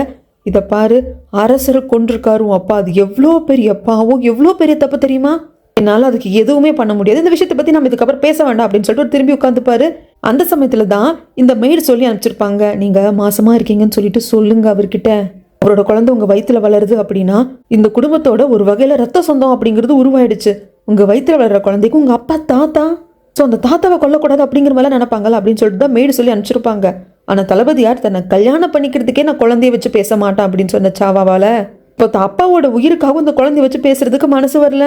நம்ம அவரை காதலிச்சிருக்கோம், நிலைமை என்னன்னு புரிஞ்சுக்கிட்டு அதுவும் நாம கெஞ்சி கேட்கறதுனால நம்மளுக்காகவும் ஒரு மனசு மாறட்டுமே அப்படிங்கிறதுக்காக மட்டும்தான் கேட்டிருப்பாங்க. அவர் திரும்பி உட்கார்ந்ததுக்கு அப்புறமாக எழுந்து இவங்க வருவாங்க. ஆனால் எகைன் திரும்பி பார்த்து இது சொல்ல மாட்டாங்க, மனசுக்குள்ள சொல்லிக்குவாங்க, இதுதான் நம்ம உங்களை பார்க்கறதுக்கு கடைசிங்க, இதுக்கப்புறம் நான் உங்களை பார்ப்படான்னு தெரியல, அதுக்கான சந்தர்ப்பம் அமையுமான்னு தெரியல, நம்ம ஒன்னா காதலிச்சிருக்கோம், உயிருக்குற காதலிச்சிருக்கோம், ஒரு வாழ்க்கையை வாழலான்னு கனவு கண்டிருக்கோம், அதெல்லாம் முடிஞ்சு போச்சுங்க அப்படின்னு மனசுக்குள்ளேயே சொல்லிட்டு அவர் திரும்பி தான் உட்காந்துருப்பாரு. இவங்க அப்படியே வணக்கம் வச்சுட்டு வந்துருவாங்க. இப்படி இவங்க ஆட்கள் எல்லாமே இந்த கோட்டைக்குள்ள, அதான் சாவோட அப்பா இருக்கிற கோட்டைக்குள்ள வந்துட்டு அவங்கள பிடிக்கவும் செஞ்சாச்சு. அதுக்கப்புறமாக சாவோட அப்பா இருக்கிற இடத்துக்கே தளபதியார் வந்துடுறாரு. இதை பாருங்க, நீங்க பண்ணது தப்பு, உங்க குற்றத்தை ஒத்துக்கோங்க, தண்டனை ஏத்துக்கோங்க அப்படிங்கிறப்போ சாவோட அப்பா சொல்றாங்க, இல்ல இது வந்து நான் ஒன்றும் தனியா பண்ணல, நீங்களும் எதுவும் தெரியாத மாதிரி நடிக்கிறீங்க, உங்க நண்பன் தான் வந்து என்னை பார்த்து பேசினாரு, உங்க ஃப்ரெண்டு கிட்ட கேளுங்க அப்படிங்கிற சமயத்துல தளபதியார் வந்து கேட்பாங்க, சரி என் ஃப்ரெண்டு வந்து உங்களை பார்த்து என்ன சொன்னா, அரசரை கொல்ல சொல்லி நானே சொன்னேன்னு சொன்னாங்களா அப்படிங்கிறப்பதான் யோசிக்கிறாரு. அவர் அப்படி சொல்லவே இல்லை. ஃப்ரெண்டு என்ன சொல்லியிருப்பாரு, தளபதியாருக்கு உங்க பொண்ணு கூட வாழணும், உங்க பொண்ணோட ஒரு லைஃப் வாழணும் அப்படின்னு மட்டும் தானே சொல்லியிருப்பாரு. அதை யோசிக்க ஐயோ நம்ம எவ்வளோ பெரிய முட்டாளாயிட்டோம், இவன் வார்த்தை ஜாலத்தில் விழுந்துட்டோமே அப்படின்னு சொல்லிட்டு தான் இருக்கு. அண்ட் தென் இது எப்போ அவருக்கு புரிஞ்சிருச்சு.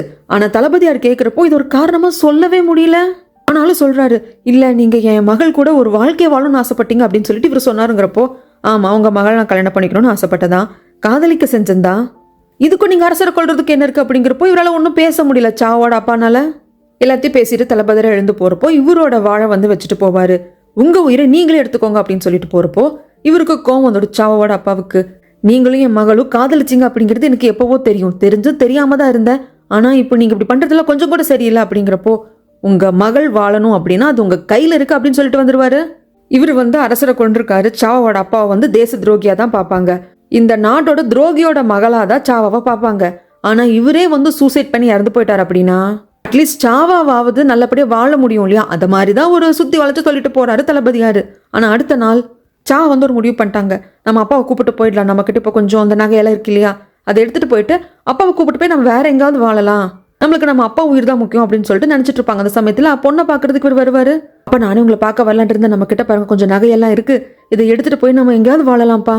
எங்கம்மா போ சொல்ற, எங்க போனாலும் இந்த ராஜ்யத்துக்குள்ளதான் நம்ம வாழ்ந்தாகணும், பக்கத்து நாட்டுக்கு போக முடியுமா, அப்படி போனா வாழதான் முடியுமா, இல்ல அப்படியே போனாலும் இங்க இருக்கிற ஆட்களை வச்சு தளபதியார் நம்மளை பிடிக்கதான் மாட்டாரா அப்படிங்கிறாங்க. இந்த பாருமா நீ என்னை பத்தி கவலைப்படாத, நீ வந்து தளபதியார் கிட்ட போயிடு, நீங்க 2 பேர் காதலிக்கிறது எனக்கு தெரியும்ல அப்படிங்கிறப்போ, இந்த பாருங்கப்பா நான் தளபதியாரை காதலிக்கிறேன், நான் அவர் மேல உயிரியே வச்சிருக்கேன், ஆனா நீங்க என் அப்பா, என்ன நடந்தாலும் நான் உங்க கூட தான் இருப்பேன் அப்படின்னு சொன்னதும் இவருக்கு ரொம்ப சந்தோஷமாயிடும். இந்த சிச்சுவேஷன்ல கூட நம்ம போல நம்மளுக்காக இருக்காளே அப்படின்னு சொல்லிட்டு ரொம்ப சந்தோஷப்படுவாரு. ஆனா அட் த சேம் டைம் இதுக்கு மேல நம்ம இதை வந்து இழுத்தடிக்க முடியாது, நாம சூசைட் பண்ணிக்கிறது தான் நல்லது, அட்லீஸ்ட் நம்ம பொண்ணாவது நல்லபடியா வாழ்ட்டோம் அப்படின்னு சொல்லிட்டு சூசைட் பண்ணிக்கலாங்கிற முடிவு எடுத்துருவாரு. கடைசியா நீங்களே சூசைட் பண்ணிக்கோங்க, உங்களை கொல்ற வாய்ப்பை எனக்கு கொடுத்துடாதீங்க, நான் உங்களுக்கு ஒரு 2 நாள் என்னமோ டைம் கொடுக்குறேன் அப்படின்னு சொல்லிட்டு தான் இவர் போயிருப்பாரு தளபதியாரு. இப்போ பொண்ணுகிட்ட எல்லாம் பேசிட்டாரு, சூசைட் பண்ணிக்கலாம் அப்படிங்கிற முடிவையும் எடுத்துட்டாரு. தன்னோட ரூம் ஏதோ க்ளீன் பண்ணிட்டு இருக்கிறப்போ அந்த நகையெல்லாம் வச்சிருக்கிற பெட்டி கை தவறி கீழே விழும். இது சாவாக்கு ஏதோ தப்பா ஏதோ மனசுக்குள்ள தோணிக்கிட்டே இருக்கு. அப்பா பார்க்க வருவாங்க. ஆனா டூ லேட். அவரு தளபதியார் கொடுத்துட்டு போன அந்த வாளால தன்னை தானே கழுத்து எடுத்துக்கிட்டு இறந்து போயிட்டாரு. தளபதியார் கொடுத்த டைம் முடிஞ்சு போச்சு. ஸோ ஆட்களோட அந்த கோட்டைக்கு மாட்டி நிற்கிறாங்க. கோட்டை கதவு ஓப்பன் பண்ணதும் இவங்க பக்கம் இருக்கிறவங்க, அதாவது சாவாவோட அப்பா பக்கம் இருக்கிற ஆட்கள் எல்லாம் போர் புரியறதுக்கு சண்டை போடுறதுக்கு ரெடியாவே இல்லை. அவங்க வந்துட்டு ஆயுதம் எல்லாத்தையும் தியாகம் பண்ணிட்டு எங்களை மன்னிச்சிருங்க, எங்களுக்கு கருணை காட்டுங்க அப்படின்னு சொல்லிட்டு மண்டி போட்டு கும்பிட்டு இருக்காங்க. இவர் அப்படியே உள்ள வருவார். சாவோட அப்பா இறந்து போனது இன்னும் தளபதியாருக்கு தெரியாது. உள்ள பார்க்கலாம், நம்ம சொன்ன மாதிரி அவர் உயிரை அவர் எடுத்துக்கல அப்படின்னா வேற வழியே இல்லை, அரசரை கொண்டதுக்காக நாம தான் தண்டனை கொடுத்தாகணும்ட்டு வராரு. ஒரு சிலர் இவங்க கூட சண்டை போடுறதுக்கு தயாரா இல்லை அப்படின்னாலும் இங்க ஊர் தானங்க இல்லைங்களா, சில மக்களும் இருப்பாங்க. அவங்க எல்லாரும் ரொம்ப வருஷமா இங்க இருக்கிறவங்க. சாவோட அப்பா இங்க 3 வருஷம் ஆச்சு. ஸோ கொஞ்சம் விசுவாசமா இருக்கிறவங்க எல்லாருமே ஃபைட் பண்ண ஆரம்பிக்கிறாங்க.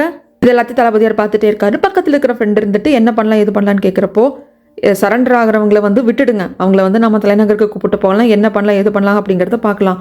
ஆனால் யாராவது முரண்டு பிடிக்கிறாங்க, சரண்டர் ஆக மாட்டேங்கிறாங்க அப்படின்னா பெண்களையும் குழந்தைங்களையும் விட்டுடுங்க, மற்றவங்களை டார்ச்சர், ஆண்களை டார்ச்சர் பண்ணுங்க அப்படின்னு சொல்கிறாங்க. நான் அரசரை கொண்டது சாவோட அப்பாவே இருந்தாலும் அவர் இருந்து இந்த ஊரையே இந்த மாதிரி சூறையாடுறது நியாயமா என்னங்கிறது தெரியல. ஆனால் அப்போ கூட ஃப்ரெண்டு சொல்லுவாங்க, நீங்கள் கவலைப்படாதீங்க தளபதியாரே, நான் சாவா அவங்களோட பாதுகாப்பை கண்டிப்பாக உறுதி செய்வேன் அப்படின்னு சொல்கிறாங்க தளபதியார். அதுக்கு எதுவும் சொல்கிறது கிடையாது. இந்த பக்கம் அப்பா இறந்து போன அந்த உடம்ப வச்சுட்டு அழுது முடிஞ்சு அவரை மரியாதையாக நல்ல ட்ரெஸ் எல்லாம் பண்ணி படுக்க வச்சுட்டு என்ன பண்ணுறதுனே தெரியாமல் சாவா பக்கத்தில் உட்காந்துருப்பாங்க. அப்போ தான் மெய்டு மேடம் என்ன அப்படின்னு சொல்லி பார்க்குறப்போது இறந்து போனதே தெரிய வரும். அவங்களும் உட்காந்து அழுவாங்க. இந்த பக்கம் உள்ள ஆட்கள்லாம் வந்துட்டாங்க இல்லையா, தளபதியோட ஆட்கள்லாம் வந்துட்டாங்க, சண்டை போட்டுட்ருக்காங்க. அந்த இடத்துல கோச்சனும் ஃபைட் பண்ணுறாங்க, நல்லாவே ஃபைட் பண்ணுறாங்க. இங்கே இருக்கிற மக்களை சிறைப்பிடிக்கிறது மட்டும் இல்லாமல் இந்த இடத்தையே, இன்னும் சொல்லப்போனால் இந்த ஊரையே கொளுத்தி விட்டணும், இந்த கோட்டையே இருக்கக்கூடாது அப்படிங்கிறது தான் தளபதியாரோட உத்தரவு. அதன்படி நடந்துட்டு இருக்கு. கோச்சன் ஒரு பக்கம் சண்டை பிடிச்சிக்கிட்டே இருக்காங்க, இவங்களுக்கு எந்த பாதிப்பு வந்துடக்கூடாது, யாருக்கு, நம்ம சாவாக்கு அப்படின்னு சொல்லிட்டு அவங்க ஒரு பக்கம் ஃபைட் பண்ணிட்டு இருக்காங்க. அங்கங்க தளபதியோட ஆட்களெல்லாம் நெருப்பு வச்சுக்கிட்டே இருக்காங்க. அந்த சமயத்தில் இவங்க இருக்காங்க இல்லையா, சாவா அவங்க அப்பாவோட இறந்த உடலை வச்சுக்கிட்டு அந்த இடமும் தீப்பிடிக்குது. அப்போ மெய்ட் கேட்பாங்க, வாங்க வெளியே போயிடலாம்னு சொல்லிட்டு, இதை பாரு, நீ என்னோட சிஸ்டர், நான் அப்படி தான் உன்னை பாவிச்சேன், நீ நல்ல வாழ்க்கை வாழணும், இங்கிருந்து தயவுசெய்து போயிடு அப்படிங்கிறப்ப மெய்டு கேட்கவே மாட்டாங்க. அவங்களை எப்படி வெளியே தள்ளி விட்டுருவாங்க. அதுக்கப்புறமாக அந்த வாளை எடுத்து பார்ப்பாங்க. ஏன்னா இந்த வாள் தளபதியாரோடது கிடையாதுங்க, அரசரோடது. அரசரை கொன்னது சாவோட அப்பா தான் இல்லையா, அதனால் அரசரோட வாளால் தான் நீங்கள் சூசைட் பண்ணிக்கணும் அப்படிங்கிறதுக்காக தான் அங்கே வச்சுருப்பாங்க. அதாவது தளபதியார் வச்சுட்டு போயிருப்பாரு. அதை பார்க்குறப்போ அப்போ என் கனவுல இந்த வாள் தான். இந்த வாள் தளபதியாரோட உயிரை குடிக்க போகுது அப்படின்னு தான் நான் நினச்சேன். ஏன்னா கனவு அப்படி தான் வந்தது. ஆனால் கடைசியில் இது என் அப்பாவோட உயிரை குடிக்கிறதுக்காக தான் என் கனவுல வந்திருக்குங்கிறது எனக்கு இப்போ தான் புரிஞ்சுது. நான் என்ன பண்ணுவேன், ஏன் என்னோட வாழ்க்கை இப்படி ஆகிப்போச்சு, என் குழந்தையோட அப்பாவை என் அப்பாவை கொண்டுட்டாரே அப்படின்னு சொல்லிட்டு இவங்க அழுது மயக்கமே போட்டுருவாங்க. அந்த இடம் இன்னும் நல்லா நெருப்பிடிக்க ஆரம்பிச்சிரும்.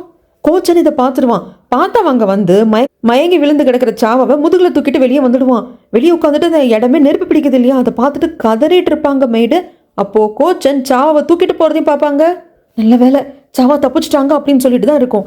அதுக்கப்புறமாக தான் இந்த இடம் எரிஞ்சுக்கிட்டே தான் இருக்குது. தளபதியார் உள்ளே வராங்க, கூடவே ஃப்ரெண்டும் வருவாங்க. ஃப்ரெண்டு சொல்லுவாங்க, நீங்கள் சொன்ன மாதிரி அவரே அவர் உயிரை எடுத்துக்கிட்டாரு அப்படின்னு சொல்கிறப்ப, சரி நீங்கள் மற்றதெல்லாம் போய் பாருங்க அப்படின்னு சொல்லிட்டு மண்டி போட்டு அந்த இறந்து போன உடலுக்கு பக்கத்தில் உட்காந்துக்கிட்டு, உங்களை கொல்ற வாய்ப்பை எனக்கு கொடுக்காம இருந்ததுக்கு ரொம்ப நன்றி, உங்கள் ரத்தம் என் கையில் படியாமல் இருந்ததுக்கு ரொம்ப நன்றி, உங்கள் உயிரை நீங்களே எடுத்துக்கிட்டதுக்கு ரொம்ப நன்றி, நீங்கள் கவலைப்படாதீங்க, நான் கண்டிப்பாக சாவாவை நல்லபடியாக பார்த்துக்கிறேன் அப்படின்னு சொல்லிட்டு அங்கே சாமி கும்பிட்டுருப்பாரு.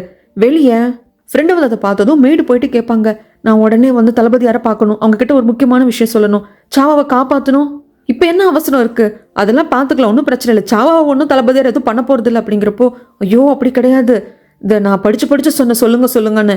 ஆனால் சாவா மேடம் கேட்கவே இல்லை. ஆக்சுவலாக தளபதியாரோட குழந்தைய அவங்க வயிற்றுல சுமந்துட்டு இருக்காங்க. கேட்டதும் ஃப்ரெண்டு ஷாக் ஆகிடுவாங்க, என்னது தளபதியாரோட குழந்தைய சாவா வயிற்றுல சுமந்துட்டு இருக்காங்களான்னு சொல்லிட்டு.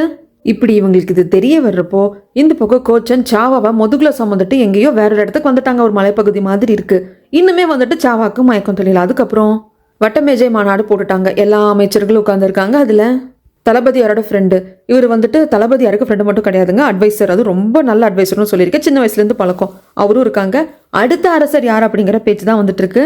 இறந்து போன அரசருக்கு விசுவாசியா இருந்தவர் இதுல யோசிக்கிறதுக்கு என்ன இருக்கு, அதுதான் கிரவுன் பிரின்ஸ் இருக்காரே ஜின்மு அப்படின்னு சொல்லிட்டு சொல்றாங்க.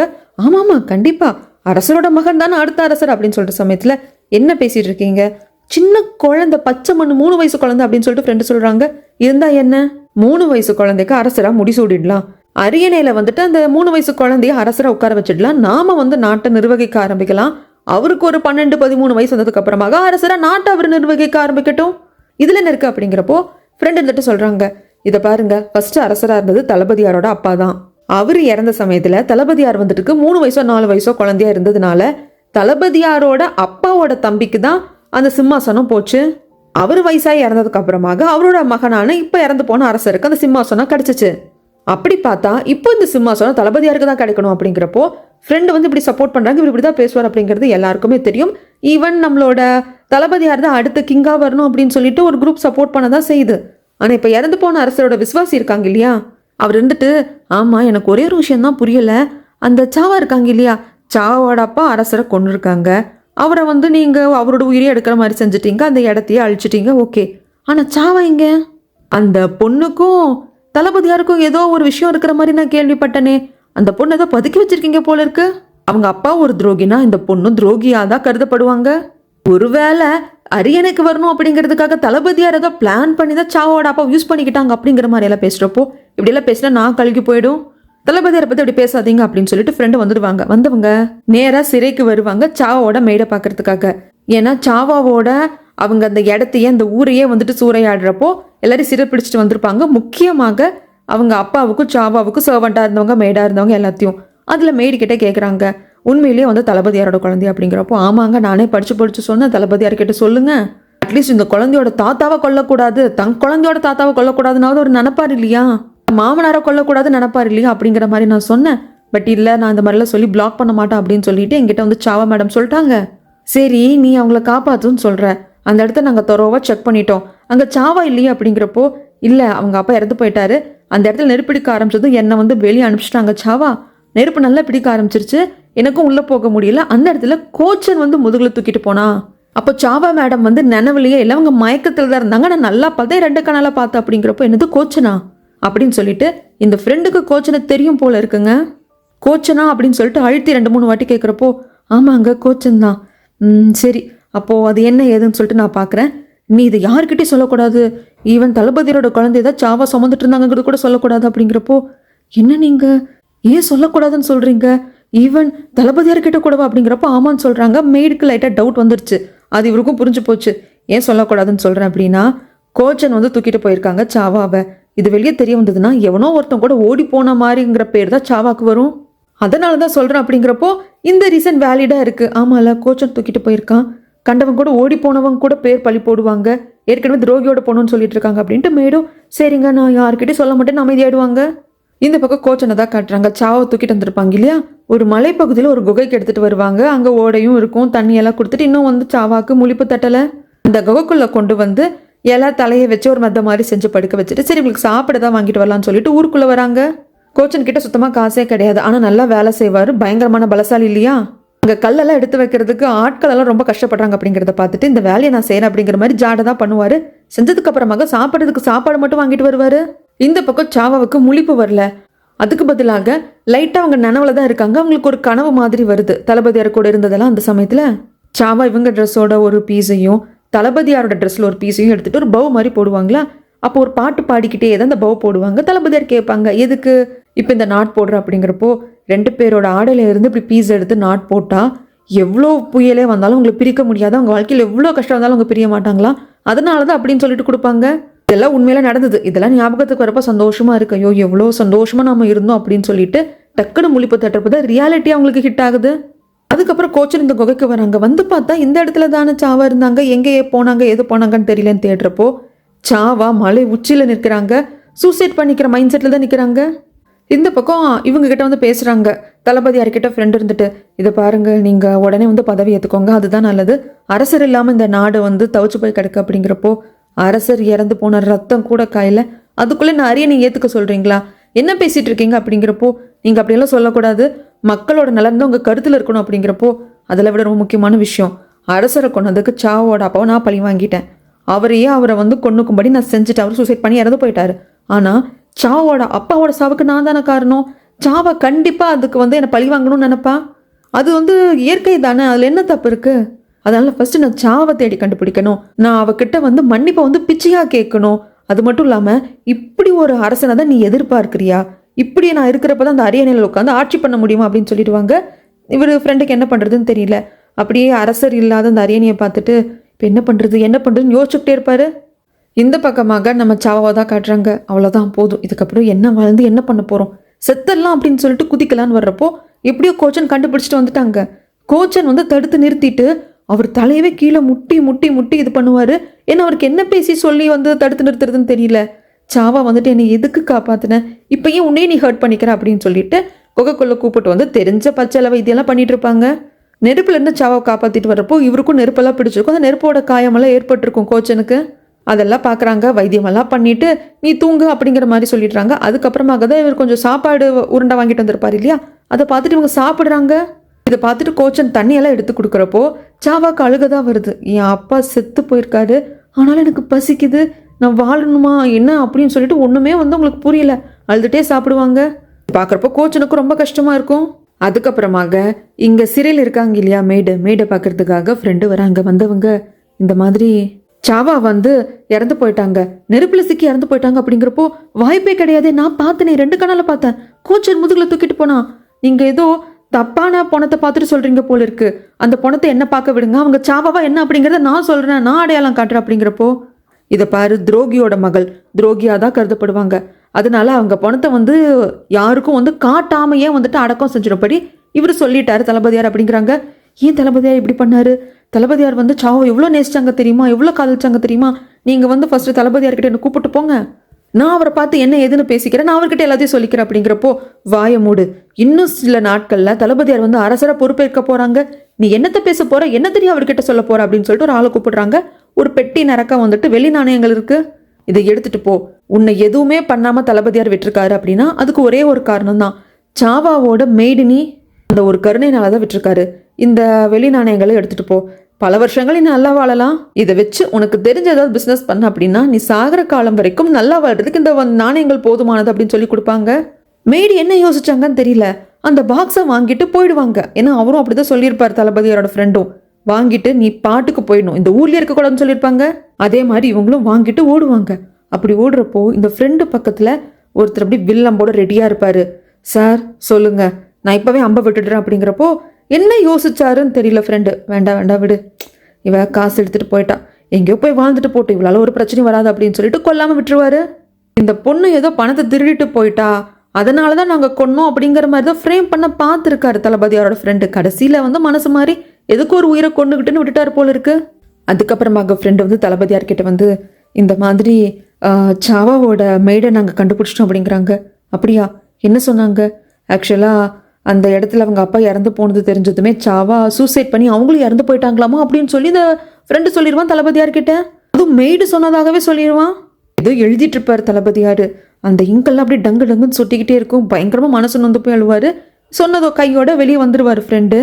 அப்போ சாவா வந்து ஒரு நாட் போட்டு கொடுத்துருப்பாங்க இல்லையா, இவங்க ட்ரெஸ்ஸையும் தளபதியார் ட்ரெஸ்ஸையும் வச்சு, அதை வச்சு பார்த்துட்டு, சாவா இப்படி என்னை விட்டுட்டு போயிட்டியே, நான் எவ்வளோ பெரிய பாவி, நான் எவ்வளோ பெரிய தப்பு பண்ணிட்டேன், உங்ககிட்ட வந்து மன்னிப்பு கேட்கறதுக்கு கூட என்னை வந்து வைக்காம நீ எனக்கு தண்டனை கொடுத்துட்டியே, இதுதான் எனக்கு சரியான தண்டனை, நீ என்னை மன்னிக்காமையே போயிட்டப்பார், அதுதான் எனக்கு தண்டனை அப்படின்னு சொல்லிட்டு இவர் அழுவார். வெளியே வந்து ஃப்ரெண்ட் அப்படியே திரும்பி பார்ப்பாங்க. நான் இந்த நாட்டுக்கு நல்லது தான் பண்ணியிருக்கேன், தளபதியார் தான் அரசராக வரணும், அதுக்காக தான் நான் இத்தனையும் பண்ணேன் அப்படின்னு சொல்லிட்டு ஒரு மனசுக்குள்ளேயே சொல்லிப்பார். இந்த பக்கம் சாப்பிட்டு மாசமாக வேற இருக்காங்க இல்லையா, அதனால பயங்கர டயர்டில் வந்துட்டு சாவா தூங்கி போயிடுவாங்க. அப்போ சாவோட ஷூ எல்லாத்தையும் க்ளீன் பண்ணி அவங்க பக்கத்தில் வைப்பாங்க கோச்சன். கோச்சனுக்கு சாவாவை ரொம்ப ரொம்ப பிடிக்கும் இல்லையா, அது ஒரு ஒன் சைட் லவ். ஸோ சாவாவை பார்க்குறப்போ இவங்களை நம்ம நல்லபடியாக பாதுகாப்பாக பார்த்துக்கணும் அப்படின்னு சொல்லிட்டு தோணுது. இவர் தளபதியார் வந்து ஒரு முடிவுக்கு வந்துட்டார். அவர் குழந்தை கூட விளையாண்டுக்கிட்டே இருக்காரு. தளபதியாருக்கும் ஒரு குழந்தை இருக்குன்னு சொல்லியிருக்கேன் இல்லைங்களா, குழந்தை பிறந்ததும் தளபதியாரோட ஒய்ஃப் வந்து இறந்து போயிருப்பாங்க. இந்த குழந்தைக்கும் ஒரு 3-3.5 வயசு தாங்க இருக்கும், அரசரோட குழந்தைக்கு இருக்கிற வயசு தான் இருக்கும். இந்த ஃப்ரெண்டை கூப்பிட்டு விடுறாங்க தளபதியார் வந்துட்டு, நான் ஒரு முடிவு எடுத்துட்டேன், நாட்டு மக்களும் எவ்வகையிலையும் வந்துட்டு கஷ்டப்படக்கூடாது அப்படிங்கிறதுனால நான் அரசராக வந்து முடிசூடிக்கலாம் அப்படிங்கிற முடிவுக்கு வந்துட்டேன், இப்படியே விடுறது சரிப்பட்டு வராது, இதுக்கப்புறமாக எனக்குன்னு ஒரு வாழ்க்கை கிடையாது, இந்த நாட்டுக்காக தான் நான் வாழ போகிறேன் அப்படின்னு சொல்லிட்டு சொல்கிறாங்க. இதை தானே ஃப்ரெண்டும் ஆசைப்பட்டாங்க. என்னோட அப்பா சொர்க்கத்திலிருந்து பார்த்து நான் எடுத்த முடிவுக்கு கண்டிப்பாக எனக்கு ஆதரவு கொடுப்பாரு, நான் அந்த நாட்டுக்கு அரசராக போகிறேன், என்ன தொடர்ந்து என்னோட மகனான மையுங்கும் வந்து அரசராகும் அப்படின்னு சொல்லிட்டு குழந்தைய பார்த்துட்டு சொல்லுவாங்க. அவ்வளோதான், ஃப்ரெண்டுக்குலாம் ரொம்ப சந்தோஷம். உடனே மண்டி போட்டு, சரியா சொன்னீங்க, நீங்கள் ரொம்ப சரியா சொன்னீங்க, உங்களை முதல் முறையாக நான் தளபதியாருன்னு கூப்பிடாம அரசரே அப்படின்னு கூப்பிடுறதுல நான் சந்தோஷப்படுறேன், அரசரே அப்படின்னு சொல்லிட்டு உங்களை கூப்பிட்டேன், முதல் ஆள் நான் தான் அப்படிங்கிற பெருமை எனக்கு கிடைக்கட்டும் அரசரே அப்படின்னு சொல்லிட்டு சொல்றாங்க. இந்த பக்கமாக சாவாவை தான் காட்டுறாங்க. சாவாக்கு எகெயின் தற்கொலை பண்ணிக்கலாம் அப்படிங்கிற எண்ணம் தான் வருது. இதை வந்து கோச்சனும் பார்த்துடுறாங்க. கோச்சன் கொஞ்சம் தள்ளி இருந்து பார்க்குறாங்க, ஏன் இப்படி பண்ணிகிட்டே இருக்காங்க அப்படின்னு சொல்லி பார்த்துக்கிட்டே இருக்கிறப்போ இப்போ சாவாவுக்கு வந்து சாகிறதுக்காக தான் நிற்கிறாங்களே தவிர்த்து சாகணும்னு தோணல. ஏன்னா வயிற்றுல இருக்கிற குழந்தை என்னை ஏன் கொல்ற அப்படிங்கிற மாதிரி வந்து தோணுது போல இருக்கு. என் அப்பா செத்தும் நான் வாழ்ந்தேன், அட்லீஸ்ட் பிறக்காத உனக்காக நான் வாழ்கிறேன் அப்படின்னு சொல்லிட்டு மனசை மாற்றிக்கிறாங்க. இவங்க சாகாமல் கொஞ்சம் வந்து பின்னாடி வருவாங்களா, அதை பார்த்த கோச்சருக்கு வந்து நம்பிக்கை வந்துருச்சு. சரி இவங்க சூசைட் பண்ணிக்க போக மாட்டாங்க அப்படின்னு தோணுது. ஆனால் இந்த குகையிலேயே வாழ முடியுமா? கண்டிப்பாக வாழ முடியாது. அதனால சரி கொஞ்சம் ஊருக்குள்ளே வரலாம் அப்படின்னு சொல்லிட்டு வராங்க. இவங்க இந்த நாட்டுக்குள்ளே தாங்க இருக்காங்க. இந்த நாட்டோட எல்லை, அதுவும் கடை கோடி பார்டரில் இருப்பாங்க. அங்கே இருக்கிற ஒரு கிராமம். அப்படியே 2 பேர் நடந்து வராங்க, எங்கே போகிறது எது போகிறதுன்னு தெரியல. அப்போ 2 லேடிஸ் 2 பசங்க இருப்பாங்க, ஒவ்வொருத்தவங்களுக்கும் ஒவ்வொரு பையன். 2 பசங்க அங்கே விளையாண்டுட்டு இருப்பாங்களா, இவங்க நடந்து போகிறத அப்படியே பார்ப்பாங்க. இந்த 2 லேடிஸும் கணவனை இழந்தவங்க, இவங்க இந்த வில்லேஜில் தான் இருப்பாங்க. ஏதோ புருஷன் முன்னாடி தான் போகிறாங்க அப்படின்னு சொல்லிட்டு நினச்சிப்பாங்க. ஆனால் அதில் இன்னொரு லேடி சொல்வா, அந்த பொண்ணை பார்த்தா ஏதோ மகாராணி மாதிரி இருக்குது, பின்னாடி போகிறவனை பார்த்தா அப்படி தெரியல அப்படின்னு சொல்லிட்டு பார்த்தா காசு பேசுவாங்களே அந்த மாதிரி பேசிட்டு விட்டுருவாங்க. ஆனால் எங்கே போகிறது, நடந்து நடந்து எங்கே போகிறதுன்னு தெரியல. பாத்ரூம் வருமா சாவாக்கு, சரி ஒதுக்குப்புறமா போவாங்க. அந்த இடத்துல இவர் பார்த்துக்கு காவலுக்கு வந்து வெளியே நின்றுட்டு இருப்பாரு. அதை 2 லேடிஸ் பார்த்துட்டு என்ன ஏது அவங்க ஒய்ஃபா உங்களுக்கு என்ன வேணும் அப்படின்னு சொல்லிட்டு கேட்பாங்க. ஆனால் கேட்குறது இவருக்கு வந்து கேட்காது இல்லையா, அவங்களுக்கு அது தெரியாது. அதுக்கப்புறமா தான் ரியலைஸ் பண்ணுவாங்க, ஓ இவருக்கு காது கேட்காது போல இருக்கு அப்படின்னு சொல்லிட்டு தோலை தட்டி கூப்பிடுவாங்க.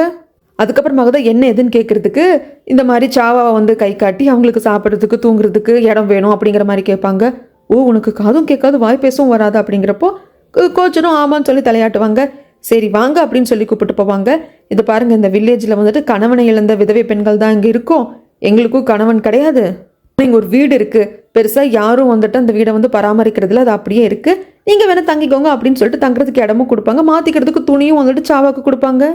இது எல்லாத்தையும் கோச்சன் கிட்ட சொல்லிட்டு அது எல்லாத்தையும் வச்சுட்டு தான் போவாங்க. கோச்சனும் வந்து ரொம்ப நன்றிங்க அப்படின்னு சொல்லுவாங்க.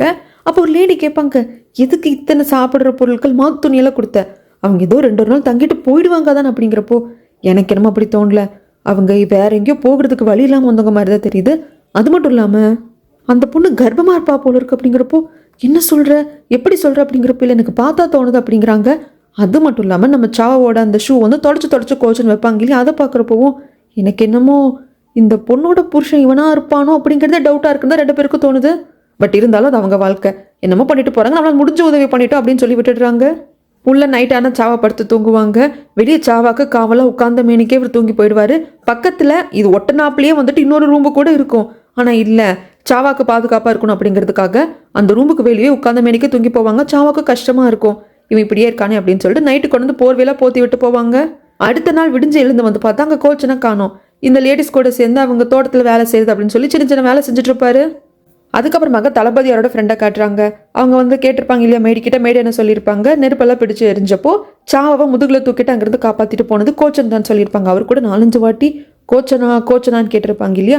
அந்த கோச்சனை பற்றி இந்த தளபதியாரோட ஃப்ரெண்டுக்கு நல்லா தெரிஞ்சிருக்கு. அந்த கோச்சன் பயங்கரமான பலசாலிங்களாமா. ஆக்சுவலாக அவன் எதிரி நாட்டை சேர்ந்தவன். தளபதியாரோட சேர்ந்து இந்த ஃப்ரெண்ட் ஒரு போருக்கு போனப்போ இந்த எதிரி நாட்டை சேர்ந்த அந்த படை வீரர்களில் இந்த கோச்சனும் ஒருத்தனா இருந்திருக்கான். காது கேட்காது வாய் பேச முடியாதே தவிர்த்து ஒத்தையாளா நின்று கிட்டத்தட்ட 100-200 பேர் இவன் சாச்சிருக்கானா. இவனுக்கு எவ்வளோ அடிப்பட்டாலும் சீக்கிரமாக சரியாயிடுமா. காயம் தழும்பெல்லாம் வந்து இருக்கும். இவன் வந்து சூப்பர் பவர் இருக்கிற ஹியூமன் பீயிங் எல்லாம் கிடையாது. ஆனால் அந்த அளவுக்கு பவர்ஃபுல்லான பர்சன். ஆயுதம் இருந்தாலும் சரி இல்லைனாலும் சரி மசத்தனமாக போட்டு நம்ம ஆளுகளை இவன் வந்து கொண்டிருக்காண்டா. ஆனால் இவங்கிட்ட அந்த டேலண்ட் இருக்குது, அதை வேஸ்ட் பண்ண வேண்டாம் தான். மற்ற வீரர்களை அழிச்சாலும் இவனை வந்து நான் சிறைப்பிடிச்சிட்டு வந்திருக்கேன் அப்படின்னு சொல்லிட்டு சொல்லியிருந்திருப்பாரு. அப்போ கோச்சன் கிட்டே சொல்லியிருப்பாங்க, இங்கே பாரு உன்னோட டேலண்ட்டை நினச்சி நான் கண்டிப்பாக பெருமைப்படுறேன். எங்கள் ஆட்களை வந்து நீ நிறைய பேரை கொண்டிருக்க, எங்கள் படை வீரர்கள் வந்து செத்துருக்காங்க. அப்படி இருந்தாலும் உனக்கு நான் உயிர் பிச்சை கொடுக்கறதுக்கான ஒரே ஒரு காரணம், நீ கண்டிப்பாக எங்களுக்கு பயனுள்ளவனாக இருப்ப அப்படிங்கிறதுக்காக தான். அதுக்கேற்ற மாதிரி நாங்கள் ட்ரைனிங் கொடுப்போம், நீ எங்களுக்கு சாதகமாக இருப்பியா அப்படின்னு கேட்குறப்போ கோச்சனும் சரி நம்மளுக்கு உயிர் பிச்சை கொடுக்குறாங்களே அப்படின்னு சொல்லிட்டு சரின்னு சொல்லியிருப்பான். சரி இதுக்கப்புறமாங்க கோச்சனை நல்லபடியாக பார்த்துக்கோங்க, அவனுக்கு ட்ரைனிங் கொடுங்க அப்படின்னு சொல்லிட்டு தான் சாவாவோட அப்பா கிட்ட ஒப்படைச்சிருப்பாங்க. ஒப்படைக்கிறப்ப சொல்லியிருப்பாங்க, இவனு ரொம்ப வந்துட்டு ஐயோ பயங்கரமான பலசாலி அப்படிங்கிற மாதிரி போர்ட்ரே பண்ணி இவனுக்கு நீங்கள் ட்ரைனிங் கொடுக்காதீங்க, ஆனால் உங்கள் கூடவே வச்சுக்கோங்க, கண்டிப்பாக இவனுக்கு நம்ம வந்து யூஸ்ஃபுல்லாக இருப்பான் அப்படின்னு சொல்லி தான் கொடுத்துருப்பாங்க. அதனால தான் ஒரு ஸ்லேவ் மாதிரி தான் அவர் வச்சிருப்பாரு. வீட்டு வேலை வாங்குறது, எடுப்புடி வேலை வாங்குறது அப்படிங்கிற மாதிரி தான் வந்து சாவோட அப்பாவும் வச்சுருப்பாங்க. ஆனால் கோச்சனை பற்றி அவருக்கும் தெரியாமல் இல்லை, சாவோட அப்பாவுக்கும் நல்லாவே தெரியும் பலசாலி எப்படிப்பட்டவன் அப்படிங்கிறது தெரியும். ஈவன் நம்ம சாவாவுக்கும் தெரியும் கோச்சன் எதிரி நாட்டை சேர்ந்தவன் தான், ஆனால் பயங்கரமான பலசாலி, நல்லா வந்து சண்டை பண்ணுவான். அவனுக்கு ஸ்ட்ரென்த் ஜாஸ்தி அப்படிங்கிறது எல்லாருக்குமே தெரியும். இது எல்லாத்தையுமே வந்துட்டு ஃப்ரெண்டு யோசிச்சு பார்க்குறாங்க. அப்போ கோச்சன் வந்து சாவை காப்பாற்றிட்டு கூட்டிகிட்டு போயிருக்காங்க அப்படின்னா என்ன நடந்தது ஏது நடந்ததுன்னு தெரியல. சாவா ஏன் திரும்பி வரலங்கிறதும் தெரியல. ஆனால் இந்த நாட்டு மக்களோட நலனுக்காக நம்ம போய் சொல்லிட்டோம். சாவா வந்து அவங்களே வந்து சூசைட் பண்ணிக்கிட்டாங்க நம்ம வந்து சொல்லிட்டோம் இவர்கிட்ட. நம்ம அப்படியே மெயின்டைன் பண்ணிக்கலாம் அப்படின்னு சொல்லிட்டு தளபதியார் கிட்ட சொன்ன போயே மெயின்டைன் பண்ணிக்கிறாங்க. தளபதியார் தான் முடிவு பண்ணிட்டார் இல்லையா, நான் வந்து அரியணையை ஏற்றுக்கிறேன், அரசராய்க்கிறேன் அப்படின்னு சொல்லிட்டு. உடனே எல்லாரும் ஒத்துப்பாங்களா? இறந்து போன அரசருக்கு விசுவாசமாக இருக்கிறவங்க இருப்பாங்க இல்லையா, அவங்கெல்லாம் வந்து நோ முடியாது அது இது அப்படின்னு சொல்கிறப்போ, இதை பாருங்க, இது என்னோட விருப்பம் கிடையாது, இறந்து போன அரசரோட விருப்பம், அதை தான் நான் நிறைவேற்றுறேன் அப்படின்னு சொல்லிட்டு சொன்னதுக்கு அப்புறமாக இறந்து போன அரசரை நினைச்சு அஞ்சலி செலுத்திட்டு இருப்பாரு, மனசுக்குள்ளேயே வேண்டிட்டு இருப்பாரு. அந்த சமயத்தில் அரசர் சொன்னது ஞாபகம் வரும். சாகருக்கு முன்னாடி சொல்லியிருப்பாரு இல்லையா, என் பையனுக்கு வந்து உயிர் பிச்சை கொடுங்க, 3 வயசு பச்சை மண்ணு, நான் செத்து போனதுக்கு அப்புறமாக 3 வயசு குழந்தைய அரசராக்கினாங்க அப்படின்னா இவன் உயிரை வந்து பலி கொடுக்குற மாதிரி, இவனை கொல்றதுக்கு வந்து சமம், நான் வந்து என் பையனுக்கான உயிர் பிச்சையை நான் உங்ககிட்ட கேட்குறேன், இந்த நாட்டோட அரசராக கிடையாது உங்களோட பிரதராக கேட்குறேன் அப்படின்னு சொல்லி கேட்டிருப்பாரு இல்லையா அந்த இறந்து போன அரசர். அதெல்லாம் இப்போ இவருக்கு ஞாபகம் வருது தளபதியாருக்கு. இது எல்லாத்தையும் யோசிச்சவர் குழந்தைங்களை பார்க்க வராங்க. இப்போ தளபதியாரோட குழந்தையும் இதே அரண்மனையில தான் இருக்கு. இறந்து போன அரசரோட குழந்தையோட தான் விளையாண்டு வளர்ந்துட்டு இருக்கு. அதை பார்த்துக்கிறதும் இறந்து போன அரசரோட குழந்தைய பார்த்துக்கிறதுக்குன்னே வந்துட்டு ஒரு கேர்டேக்கர் இருப்பாரு. அவரு தான் தளபதியாரோட குழந்தைய பார்த்துப்பாங்க. 2 குழந்தைங்களும் நல்லா விளையாடுறாங்க, அழகா இருக்காங்க தளபதியாரே அப்படிங்கிறப்போ, சரி நான் சொல்ற மாதிரி செய்யுங்க, 2 குழந்தைங்களோட ட்ரெஸ்ஸையும் மாற்றி விட்டுடுங்க. இறந்து போன அரசரோட பையன் பேர் வந்து ஜின்முவோட ட்ரெஸ்ஸை என் பையனோட மயுங்குக்கு போட்டு விடுங்க, என் பையனான மயுங்கோட ட்ரெஸ்ஸை ஜின்முக்கு போட்டு விடுங்க அப்படிங்கிறப்போ, என்ன சொல்கிறீங்க, குழந்தைங்கள மாற்ற போகிறீங்களா? ஆமாம், இதுக்கப்புறமாக ஜின்மு என்னோட பையனா மயுங்கா வளருவான், என் பையனான மயுங்கு இறந்து போன அரசரோட பையனா வந்து வளருவான் அப்படின்னு சொல்லிடுவாங்க. கேர்டேக்கருக்கே என்ன சொல்கிறீங்க அப்படிங்கிற மாதிரி இருக்கும். நான் சொல்கிறது செய்யுங்கன்னு சொல்லிடுவாரு. அப்படியே சில மாதங்கள் கடந்து போகுதுங்க. டெலிவரி பெயின் எடுத்துருச்சு நம்மளோட சாவாவுக்கு, பயங்கரமாக துடிச்சிட்டு இருக்காங்க. கொஞ்சம் பழங்களெல்லாம் எடுத்துகிட்டு வந்திருப்பாரு கோச்சன். ஆனால் அவங்க கத்துற சவுண்டு வந்து கேட்குறது இல்லை. ஆனால் ஏதோ ஒரு ஃபீல் ஆகுது, இன்னும் என்னமோ மாதிரி இருக்கே அப்படின்னு சொல்லிட்டு சரி டோரை ஓப்பன் பண்ணி பார்க்கலான்னு பார்த்தா அவங்க பிரசவ வழியில் துடிச்சிட்டு இருப்பாங்க. உள்ளே வரலான் தான் கோச்சன் நினைப்பாரு. சாவை கத்துவாங்க, வெளியே போ அப்படின்னு சொல்லிட்டு இவர் வெளியே வந்துருவாரு. என்ன பண்ணுறது எது பண்ணுறதுன்னு தெரியல. இந்த பக்கம் தளபதியார் அரசரா பதவி ஏற்றுக்க வேண்டிய நாளும் வருது. அரியணையில் ஏறுறதுக்கு முன்னாடி என் பையனை கொடுங்க அப்படின்னு சொல்லிட்டு அந்த குழந்தைய வாங்கிக்கிறாரு. என் தங்கம் மயுங் அப்படின்னு சொல்கிறாங்க. ஆனால் இது மயுங் இல்லைங்க, ஜின்மு, இறந்து போன அரசரோட குழந்தை. எனக்கு அப்புறமாக இந்த ராஜ்யத்தை ஆள போகிறவன்டா, நீ என் பையனை கொடுங்க அப்படின்னு சொல்லிட்டு இறந்து போன அரசரோட பையனை வாங்கிப்பாங்க. 2 குழந்தைங்களுக்கு 3 வயசு அப்படிங்கிறதுனால தோற்றத்தில் பெருசாக வித்தியாசம் கண்டுபிடிக்க முடியல. அது இல்லாமல் அரசரோட, அதாவது இறந்து போன அரசரோட குழந்தை எல்லாரும் பார்த்துருக்க மாட்டாங்க இல்லையா, ஏன்னா அவர் க்ரௌன் பிரின்ஸு. அதனால இதுதான் இறந்து போன அரசரோட குழந்தை அப்படிங்கிறது எக்ஸாக்டாக யாருக்குமே தெரியாது, அந்த கேர்டேக்கரை தவிர்த்து. ஈவன் இந்த மாதிரி குழந்தைய நான் மாற்ற போகிறேன், என் குழந்தைய இறந்து போன அரசரோட குழந்தை இடத்துல வைக்க போகிறேன் அப்படிங்கிற அந்த பிளானை தளபதியார் தன்னோட ஃப்ரெண்டு கிட்டேயே கூட வந்து சொல்லியிருக்க மாட்டாரு. தளபதியாருக்கும் கேர்டேக்கருக்கும் மட்டும்தான் தெரியும். அப்போ அந்த இன்னொரு குழந்தை வரும். என்னங்க, இறந்து போன அரசரோட குழந்தை இந்த குழந்தை அப்படிங்கிறப்போ, அந்த குழந்தை அரண்மனைக்கு வெளியே வளரணும், அதுதான் என்னோட உத்தரவு அப்படின்னு சொல்லிடுவாங்க. இதெல்லாம் வந்து நியாயமே கிடையாது. நீங்கள் அரசராக பதவி ஏற்றுக்கிறப்போ இறந்து போன அரசரோட குழந்தைக்கான மரியாதையை நீங்கள் செலுத்தணும். என்னதான் இருந்தாலும் அவர் தானே க்ரௌன் பிரின்ஸ், அவர் எப்படி நீங்கள் அரண்மனையை விட்டு வெளியே வளர்க்க முடியும் அப்படிங்கிறப்போ, நான் அரசராகிறப்போ என்னோட பையன் தானே க்ரௌன் பிரின்ஸ் அப்படின்னு சொல்லி முடிச்சிருவாங்க. நீங்கள் இப்போவே உங்கள் நேரத்தை காட்டுவீங்கன்னு நினைக்கல அப்படின்னு சொல்லிட்டு இறந்து போன அரசர் இருக்கார் இல்லைங்களா, அவரோட ஆதரவாளர்கள்லாம் கொஞ்சம் சலசலன்னு பேசிக்கிறாங்க. ஆனால் அது வந்து பெருசாக எடுபடுறது இல்லை. இந்த குழந்தை எடுத்துகிட்டு வெளியே வர்றப்போ இறந்து போன அரசரோட விசுவாசி, இவரை நான் விசுனே சொல்கிறேங்க, கொஞ்சம் ஈஸியாக இருக்கும். விசு இருந்துட்டு, என்ன க்ரௌன் பிரின்ஸ் எங்கே எடுத்துகிட்டு போகிறீங்க அப்படிங்கிறப்போ, க்ரௌன் பிரின்ஸா, இப்போ அரசராக போகிறது தளபதியார், அவங்க பையன் தானே க்ரௌன் பிரின்ஸ், அதனால் இந்த குழந்தை அரண்மனையை விட்டு வெளியே வளர்க்கும்படி கொடுத்துட்டாரு. உனக்கு தான் இறந்து போன அரசர் மேலே அவ்வளோ விசுவாசம் இருக்கே, நீயே வளர்த்துக்கோ விசு அப்படின்னு சொல்லி கொடுத்துருவாங்க. அந்த குழந்தைய கையில் வாங்கின விசுக்கு பயங்கர கோவம் வரும். உன்னோட நேரத்தை காட்டிட்டீலடா, விடவே மாட்டேன், இவனை நான் வளர்த்து ஆளாக்குற, உனக்கு எதிராக நிற்க வைப்பேன், உங்ககிட்ட இருந்து அரியணையை இவன் பிடுங்கி அதில் உட்காருவான்டா, என்னை பொறுத்த வரைக்கும் இவன் தாண்டா க்ரௌன் பிரின்ஸ் அப்படின்னு சொல்லிட்டு அந்த குழந்தைய வளர்க்குறதுக்கு எடுத்துகிட்டு போயிடுவாரு.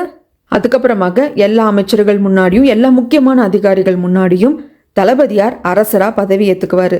இதுக்கப்புறமாக நான் இவர் அரசர் அப்படின்னு தாங்க சொல்லுவேன், தளபதியாருன்னு சொல்ல மாட்டேன். இப்படி தளபதியார் அரசராக பதவி ஏற்றுட்டாரு. இந்த நாட்டோட அரசராக அரியணையில் உட்கார்றதுக்கும் இந்த பக்கம் சாவா ஒரு அழகான பெண் குழந்தைய பெற்றெடுக்கிறதுக்கும் சரியா இருக்கு. ஆனால் இது எதுவுமே அரசருக்கு தெரியாது. இதுக்கப்புறம் என்ன நடந்தது அப்படிங்கிறத நான் அடுத்த வீடியோல வந்து சொல்கிறேங்க.